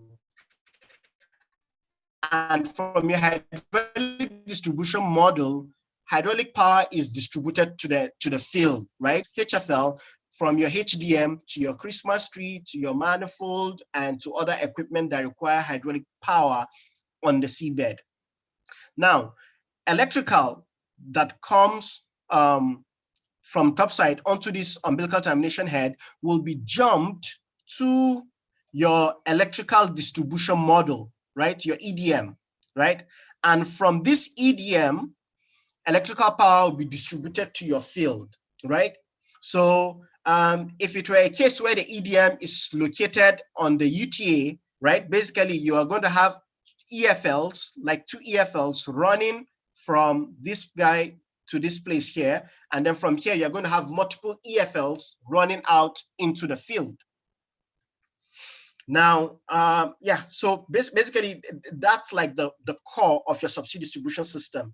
So the equipment I've mentioned here, you have your umbilical termination assembly, which comprises your umbilical termination head, your hydraulic distribution model, your electrical distribution model, umbilical termination assembly jumper, hydraulic flying lead, electrical flying lead. So you can imagine if you have fiber optics, you're going to have something like a fiber optics flying lead, right? To carry your fiber optic signal to to the equipment that needs fiber optics. So this is the this is an EDM, a closer look. Not all of them will look exactly like this, but the whole idea is that you're going to have electrical connectors, right? A lot of electrical connectors on your EDM for supplying power to your field. So you can see these blue guys, these blue lines you see are all hydraulic flying leads, right? Supplying hydraulic power to different parts of the field. So you can see these are electrical flying leads, right? All connection points for electrical flying leads to supply power to the field.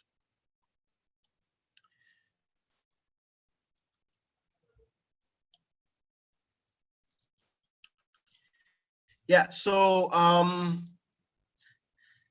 I've pretty much talked about subsea distribution.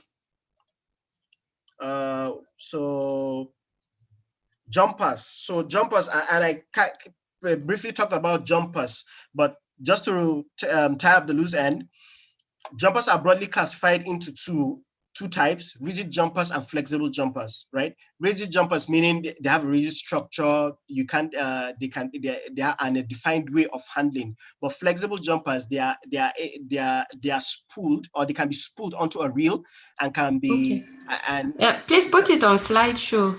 oh, sorry. Yes.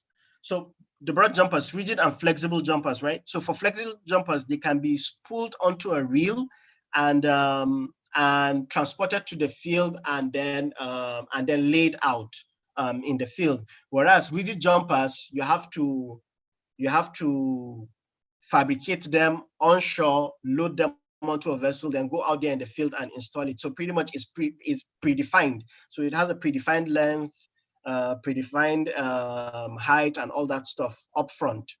Now, other classification of jumpers could be vertical jumpers, horizontal jumpers, hybrid jumpers, multi-board jumpers. Now, if you notice, there's this picture I showed here, yes. So you can see the hubs, right? The branches for this manifold are horizontal, meaning that whatever jumper you're going to connect to this manifold is going to connect to it horizontally, right? So those kind of jumpers are referred to as horizontal jumpers. And from the pictures I just shared now of the manifold,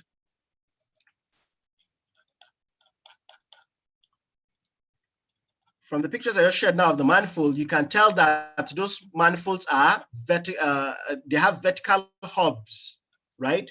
So you can see they have vertical hubs, and the jumpers connecting to them have to connect to them vertically. So that makes them what? Vertical jumpers, right?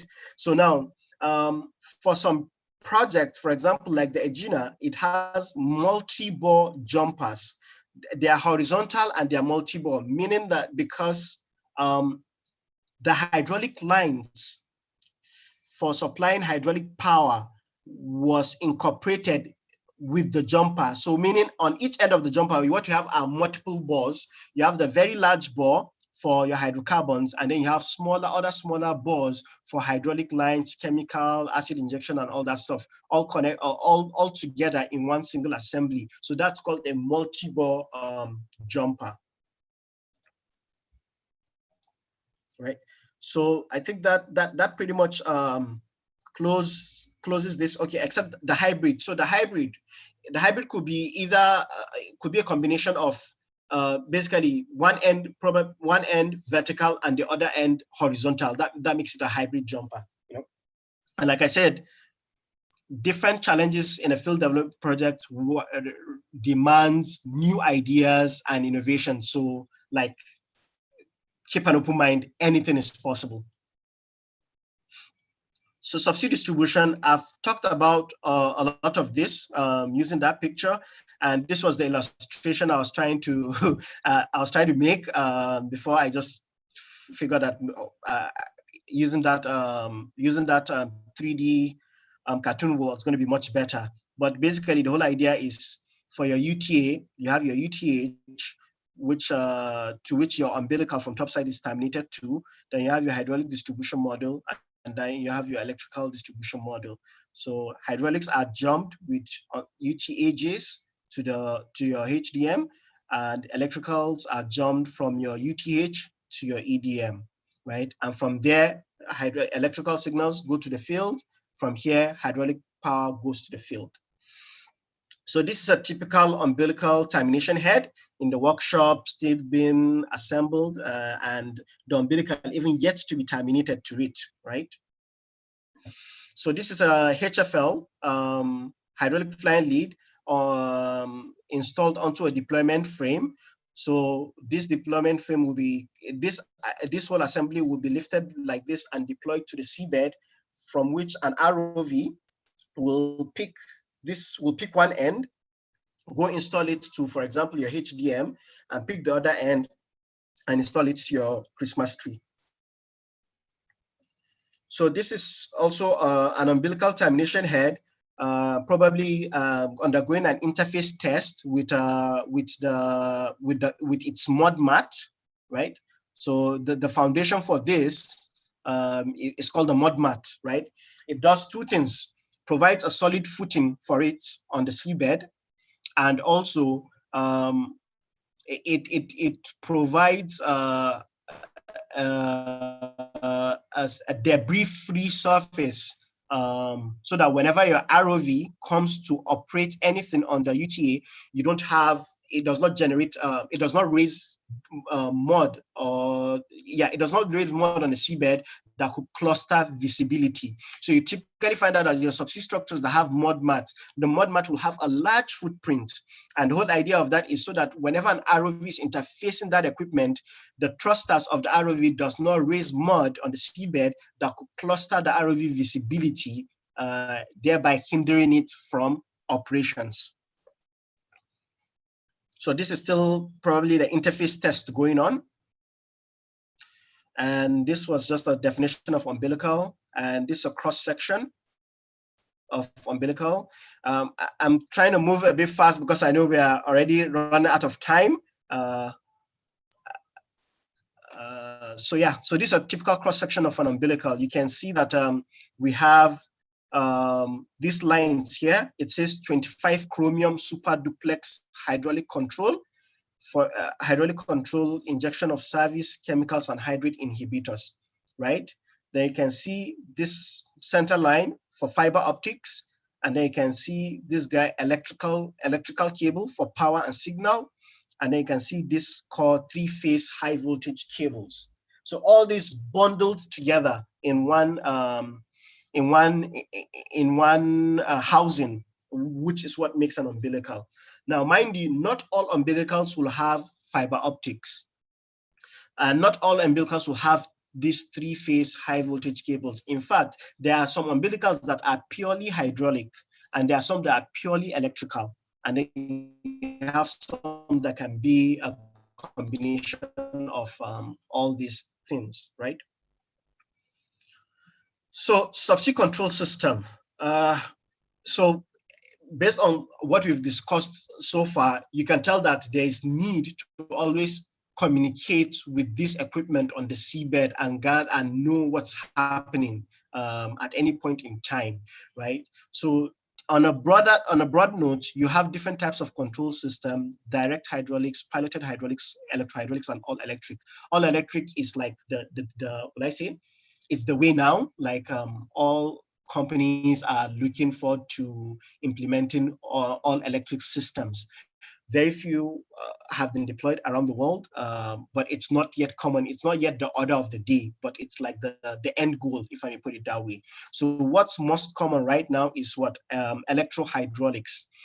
And electrohydraulics basically uses a lot of piloted hydraulic functions inbuilt in the systems.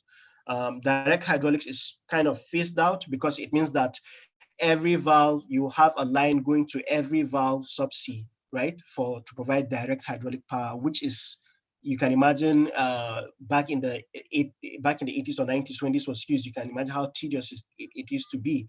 And even back then, it mostly sustainable in shallow water, because you're going to have divers. Each time they want to function a valve, you have a diver go down, hook up the line manually, and then they function the valve, and so on and so forth. So you can also classify subsea control systems into two parts: topside controls and subsea controls. So topside controls, what would you expect to have for your topside controls? You have things like your master control station, which contains all the logic programming and forgotten this. Your logic programming and everything will be in your master control station. Then you have your subsea power and communication unit. This subsea power and communication unit usually enables you to superimpose communication on power. Superimpose communication on power so that you are able to transmit communication signals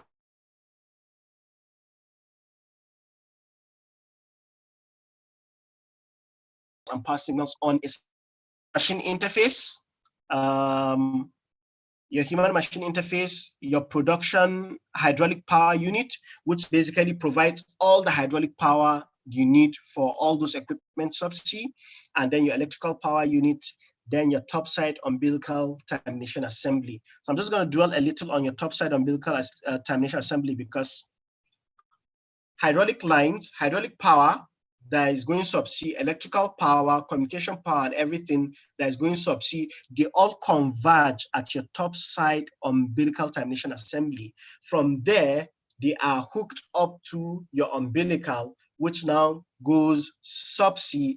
And on the subsea end, what you have is your what? Your subsea umbilical termination head, which we have discussed earlier, and you know the rest of the story, which is your electrical and hydraulic power distribution, right? So for your subsea controls, you typically have your control pods, which could be your subsea control modules or your subsea router modules. These control modules will typically house your downhole interface cards, your subsea electronic module, your multi-range modem subsea, and your PT sensors, right? So your control pod is like the brain of the equipment subsea, right? It receives the electrical signals. It receives the electrical signals and also transmits data from your PT sensors, from your flow meters, from your choke, your position indicators, and all that stuff. It transmits information, all those information, to the top side where it's being seen on your human machine interface, right? So when you function a valve open, your subsea control module, your control pod plays a role in receiving that signal when you hit that button to open, and enables your directional control valves provide hydraulic power to the particular valve you have decided to function, and it monitors that valve position such that when it's fully open, it notifies you that yes, this valve is now open, right? So you can see there's back and forth communication from your top side and to your subsea, right? And that is being facilitated by your control pod. Subsea well access.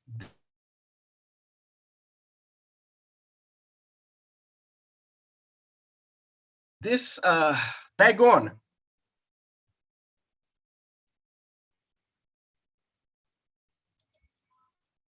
Hello? Go on, we're hearing you, sir. Okay, all right, perfect. All right, so subsea well access. Now imagine you have completed your well, installed your Christmas tree, and after a while, you're bound to run into issues, be it from sand control issues, hydrate remediation, wax, scale. I mean, a whole bunch of things could come up, right? So now, subsea well access is the system that deals with well re-entry, right? After you're done drilling and you now need to re-enter the well to either do a completion, do a light well intervention, or a heavy intervention, or some remediation work, right? So then you now start thinking of what? Well access systems. Now, all these operations have something in common when you're doing well re-entry operation, which is you must have a means of well control in place. The means of well control you have in place will be determined by the kind of operations you want to do. For example, like wireline operations, crown plug operations, or slick line or E-line, they are all light well intervention, and you might not necessarily need a BOP stack to do your intervention. You could deploy a smaller package that we call your EDP, meaning emergency disconnect package, and your lower riser package. I'm talking about this some more. But on the other hand, if you're doing a heavy intervention whereby you have to mess with your tubing hanger, either to retrieve it or to go through it, or you want to pull your tubing hanger, then that is considered a heavy intervention, right? So you must have a BOP stack in place, right?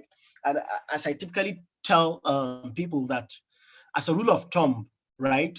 Whenever you intend to mess with the tubing hanger, and when I say mess with the tubing hanger, either to install it or to retrieve it or to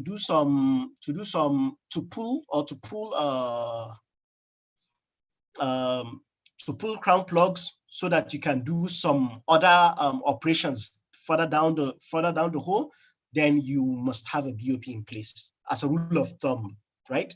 So anything that has to do with tubing hanger, just know that the first thing that should come to your mind is what, you know what, I need a BOP stack in place. So a blowout preventer will typically have your variable bore rams, shear rams, annular bags, and it is rig specific, and it's deployed on marine risers. It can weigh up to 500 tons. Now, why am I putting this information here? I'm trying to paint a picture for well access, right? Now, I just told you that whenever you intend to mess with your tubing hanger, either to install it, retrieve it, or do some operations, you must have your BOP in place. Now, how do you handle this huge piece of equipment that weighs almost up to 500 tons? And why do you need it, right? Obviously, for well control, and not just well control. You're deploying this BOP stack on a marine riser. What your marine riser does is it provides a controlled, a contained environment, right? So it helps you isolate your well from the environment. So you can circulate fluids, you can pump fluids, you can flow back and all that stuff without much concern, or without much concern of polluting the environment, because what your riser system and your BOP helps contain all that within a particular space, right? So I tried to do some animation to just put this sequence of operations in order. So you have your wellhead and your tubing head, for example, in this particular case. Then you have your BOP stack, your BOP stack deployed on what do you call it? On marine risers, right? So you can see it has some like various sections, right? Each of that is like a connection between one marine riser and another, right? So you can imagine if you're in a water depth of 3,000 feet, you will lower this huge equipment on marine riser joint by joint, all the way to the seabed, right? Okay, I think this, so this is your, so this is your BOP being deployed on your marine riser, joint by joint, all the way to the seabed.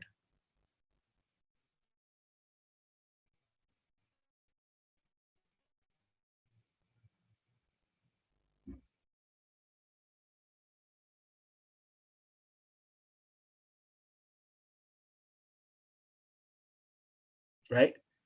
So by the time you deploy your BOP to the right? So now this is your wellhead and your tubing head on the seabed, and your BOP coming to land on it. So you've landed your BOP on your tubing head. What next? You now deploy your production tubing. So okay. Let me take it sequentially. You've drilled your well, and say you are doing tubing head style completion. You've drilled your well up to the top of your pay zone. You're not going to drill into your pay zone yet, right? So you're going to disconnect your BOP, install your tubing head, then reconnect your BOP, but this time around on the tubing head. Now, once you reconnect your BOP onto the tubing head, you are now ready to drill into your pay zone, right? So you drill into your pay zone. At that moment you drill into your pay zone, it means what? You have unleashed the monster. So you well control, very, very important. So you have potential for hydrocarbons to start flowing to surface. So now you're going to now run your production tubing, right? So you're going to run your production tubing through your marine riser, right? So similarly, your production tubing to joint by joint through your marine riser. And then at the top of your production tubing is where you terminate your production tubing to your tubing hanger. So you have something like this, right? So your production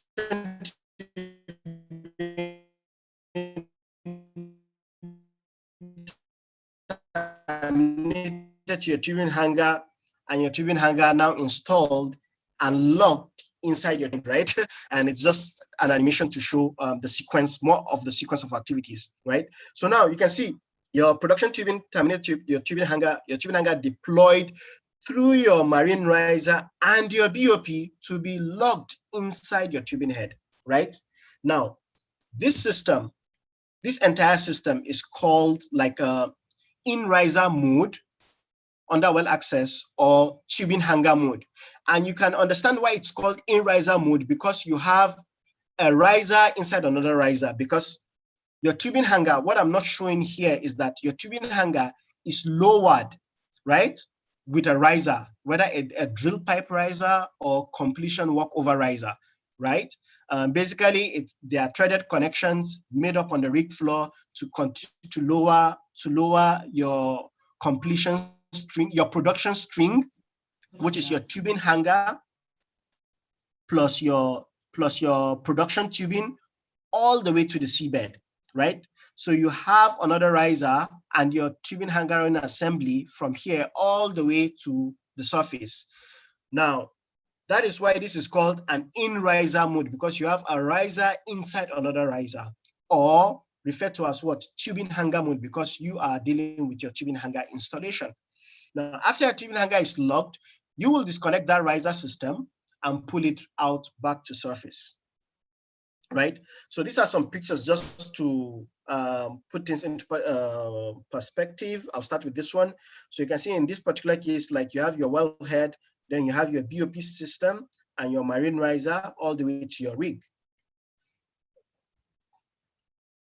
right? Then in the case of horizontal system, you install your tree, deploy your BOP on marine riser all the way to the rig.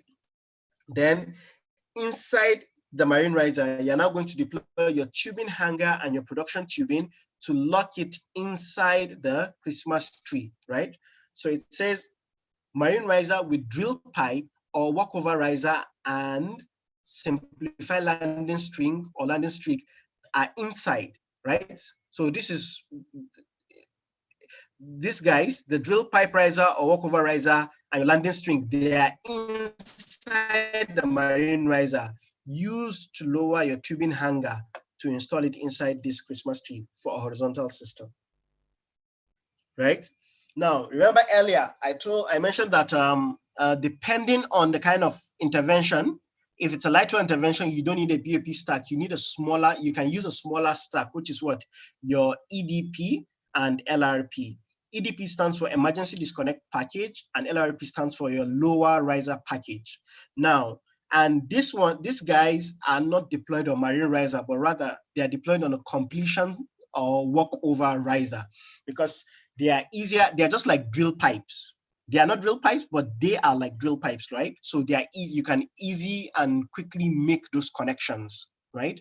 Versus the marine riser with 500 tons of load suspended to it. That connection takes time to make. So this can be quickly established and deployed to the seabed. And you can use this stack right here for light oil intervention, like wireline operations, slick line, line,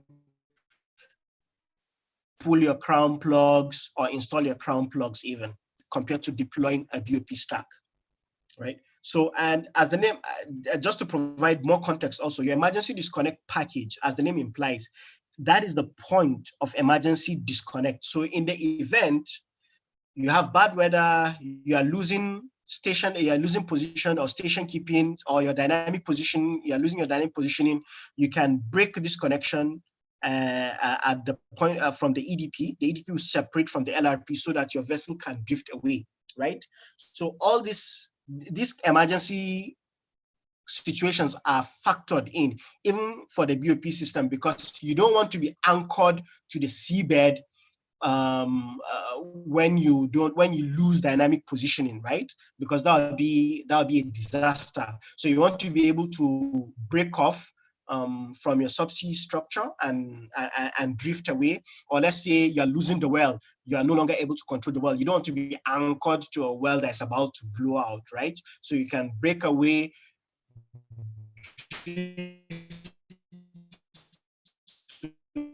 safety, and come back and kill the bull. When you have this smaller package, your emergency disconnect package is the point for emergency disconnect. Now, in the case of a BOP, right, your lower BOP stack is what's usually referred to as the BOP, and then the upper stack, like this guy is right here, is referred to as your LMRP, lower marine riser package, right? I'll take that again, LMRP, lower marine riser package. So your lower marine riser package is the point of emergency disconnect in the event you are losing you are losing dynamic positioning, or you are losing control of the well. You break off at the LMRP and drift away to safety. So quickly talking about subsea processing system, this system combines equipment that helps optimize production, such as subsea separators and boosting stations, right? And I think I have a picture. Okay, I should have a picture of let me just pull that up, of a field layout that shows the subsea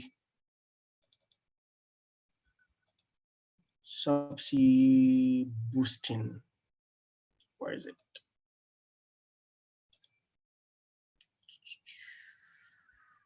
Yes, this one right here.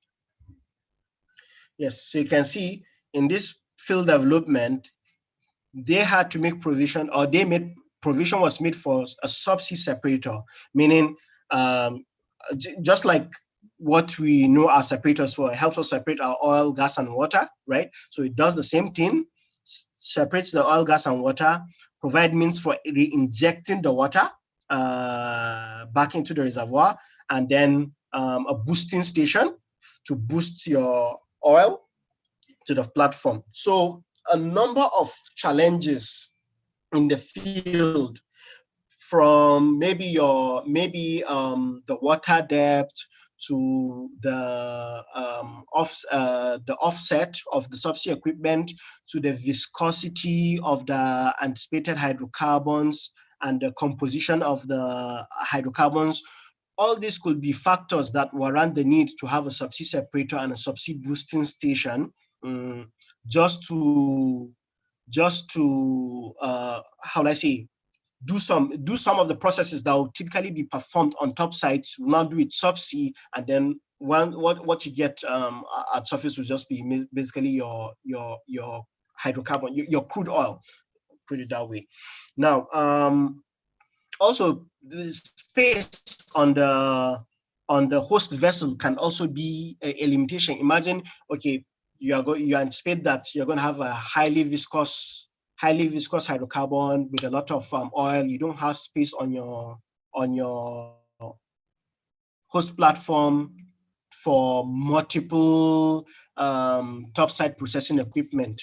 Fine, you just deploy them. You make provision to have subsea deployable processing units like your separators and your boosting station. Now, to wrap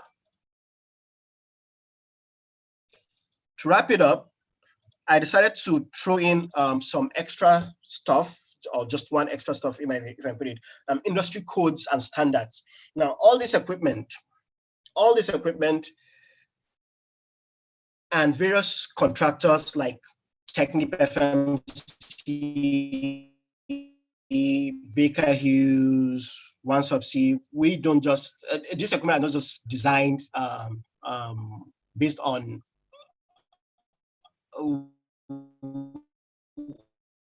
willy-nilly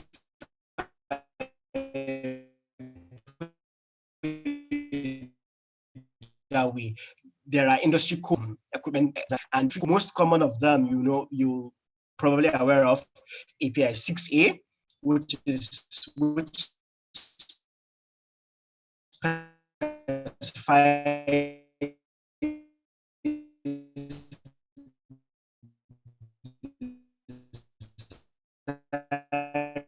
requirements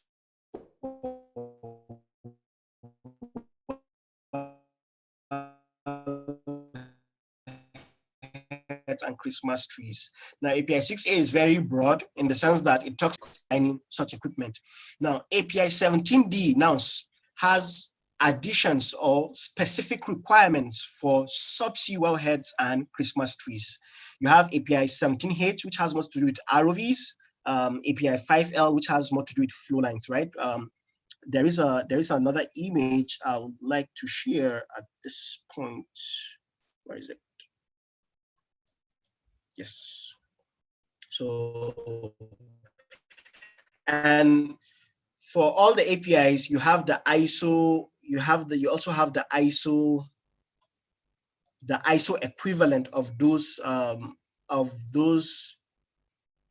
what do you call it, API requirements. I have a PDF of the file. Yes, API standards. So I'm going to zoom into this. So you can see. Yes, go ahead. Yes, you have like few minutes. We have yes, 12:30. Okay. Yes, this is the last part of it.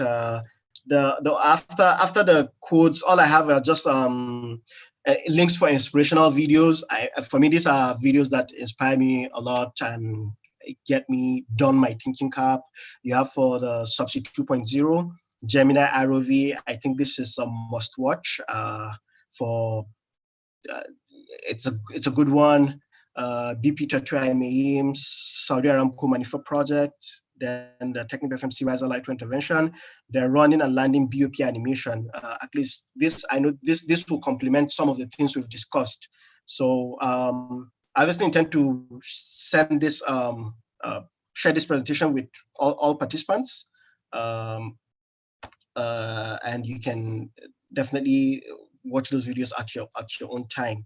So last thing is just to show you that you have specific industry codes and standards for the various equipment we design for subsea production systems, and from 17D, 17P, and there are lots of them. Almost everything you will do, there will be an industry code or standard to govern and guide that design.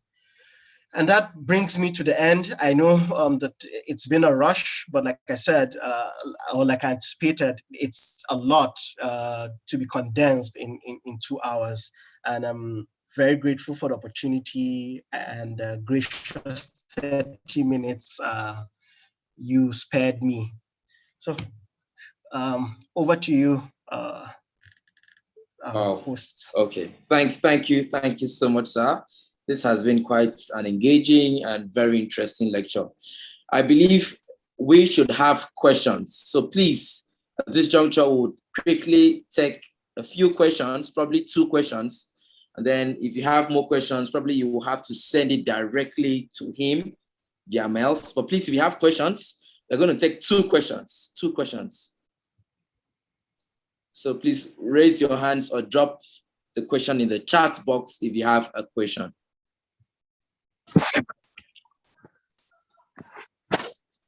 I can see in the chat box, I'm seeing, okay. If meeting. Okay, who have a question? Are you talking? Who's talking?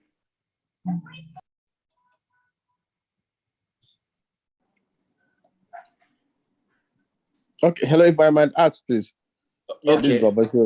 Yeah, when you spoke of the marine risers. So is it that when you're deploying the marine riser, you don't need to connect them to the manifolds, or how does it work? Thank you. Okay. Yes. So your marine risers are basically for deploying your blowout preventer, and your blowout preventer will go onto either your wellhead or your tubing head for a vertical system, or it will go onto your horizontal Christmas tree for a horizontal system. So at that point in time, you're not really concerned about the manifold, right? You can't deploy your BOP onto the manifold. All the manifold does is it commingles fluids from all your various wells into one single flow line. That's all your manifold does. Yeah. I hope I answered that. Very well. Thank you very much. And thank you for the presentation. It's a pleasure. Okay. Thank you very much, sir, for the lecture. Now, a lot of people are asking for the slides. I believe, sir, you would permit you share the slide with our program chair, who we will circulate to all those asking for the slides. That's okay with you, sir? Okay, okay. Absolutely. So once again, thank you to everyone who joined this section. It was quite an engaging and interesting one with Ibrahim Shaibu. Quickly, we will move for a closing remark as we would round up this section. I can see Abdul Salam Maman say, thank you so much, sir. It was educative, inspiring. I joined late, but I enjoyed the presentation. Dennis Kalinda says, thanks for the lecture.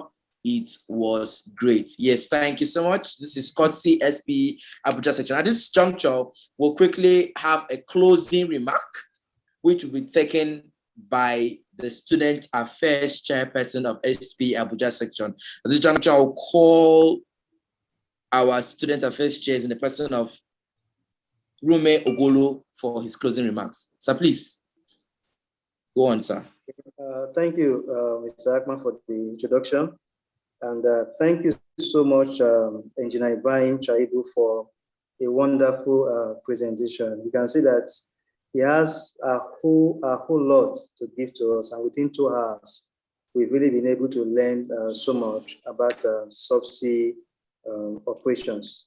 So on behalf of the section, I want to say a big thank you for honoring our invitation and for sharing from your wealth of knowledge, because today we've learned a whole lot about subsea operations, right from the operations to the processes, to the equipment, and even to the inspirational videos, which you tend to also share with us. So we are indeed very grateful for giving us such a wonderful presentation.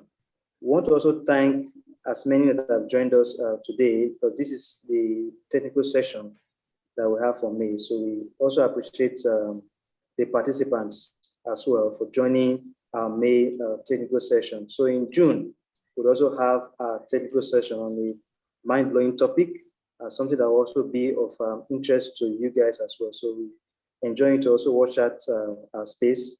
So once again, on behalf of the section, we say a big thank you to everyone for joining our technical session. Thank you. Okay, Madam Amina, any final words? Yeah, it was a very rich and engaging session. Thank you very much, Engineer Ibrahim, for a very nice lecture. I mean, it was really mind-blowing. And I would have loved to have a peek view of one of the videos, but I think we'll look at it at our own time afterwards. Yes. So looking forward to receiving the slides from you so that we can share with all our members. And then you can also be part of Abuja section. You don't have to just be in Port Harcourt section. You can be a member of the section. So we need pleasure. As many resource persons as we can in Abuja section. With pleasure. I'll okay. So you can update your profile on SPI website and pick Abuja section as well. Okay. All right. If there is a dual membership, I think he can be a dual member. Yes, sir. Yes, sir. That's all. Yeah. Yes. Thank you. That's our patron and the winner of our last industry person of the quarter. Yes, Alhaji Abdu, who is a retired zonal controller from DPR Abuja office. Thank you very much, sir, for all the support you've been giving to the section. We really appreciate. Yeah, so thank you very much, everyone, for coming. And we look forward to having you again in June during our next technical session. Thank you very much. Thank you. So before we say final leave, we have a contest for young professionals and student members. Kindly, for you YPs in the meeting, kindly take a screenshot of this and send a 2-minute video to spabuja-section-info@gmail.com to partake in the contest. The prizes are, the first prize is a scholarship for a mini MBA to Tekidia Institute. First runner-up earns 30,000 naira, and the third, which is the second runner-up, goes home with 15,000 naira. So please kindly take a screenshot and you can ask or DM SP Abuja's section and info for more info. And of course, on June 10th, we have another technical session. This will be on life cycle asset profitability. And the MD CEO of Jalok Consulting Services, in the person of Trudy Coker, she was in this session. She will lead us that day, 10th of June. So kindly mark your calendar because it will be quite an engaging section. So we come to the end of this section, but before that, we'll have a quick photo session. So please do me a favor by turning on your camera. Let's have a quick screenshot. Please turn on your video camera. Let's see your face for a quick video shot. Thank you.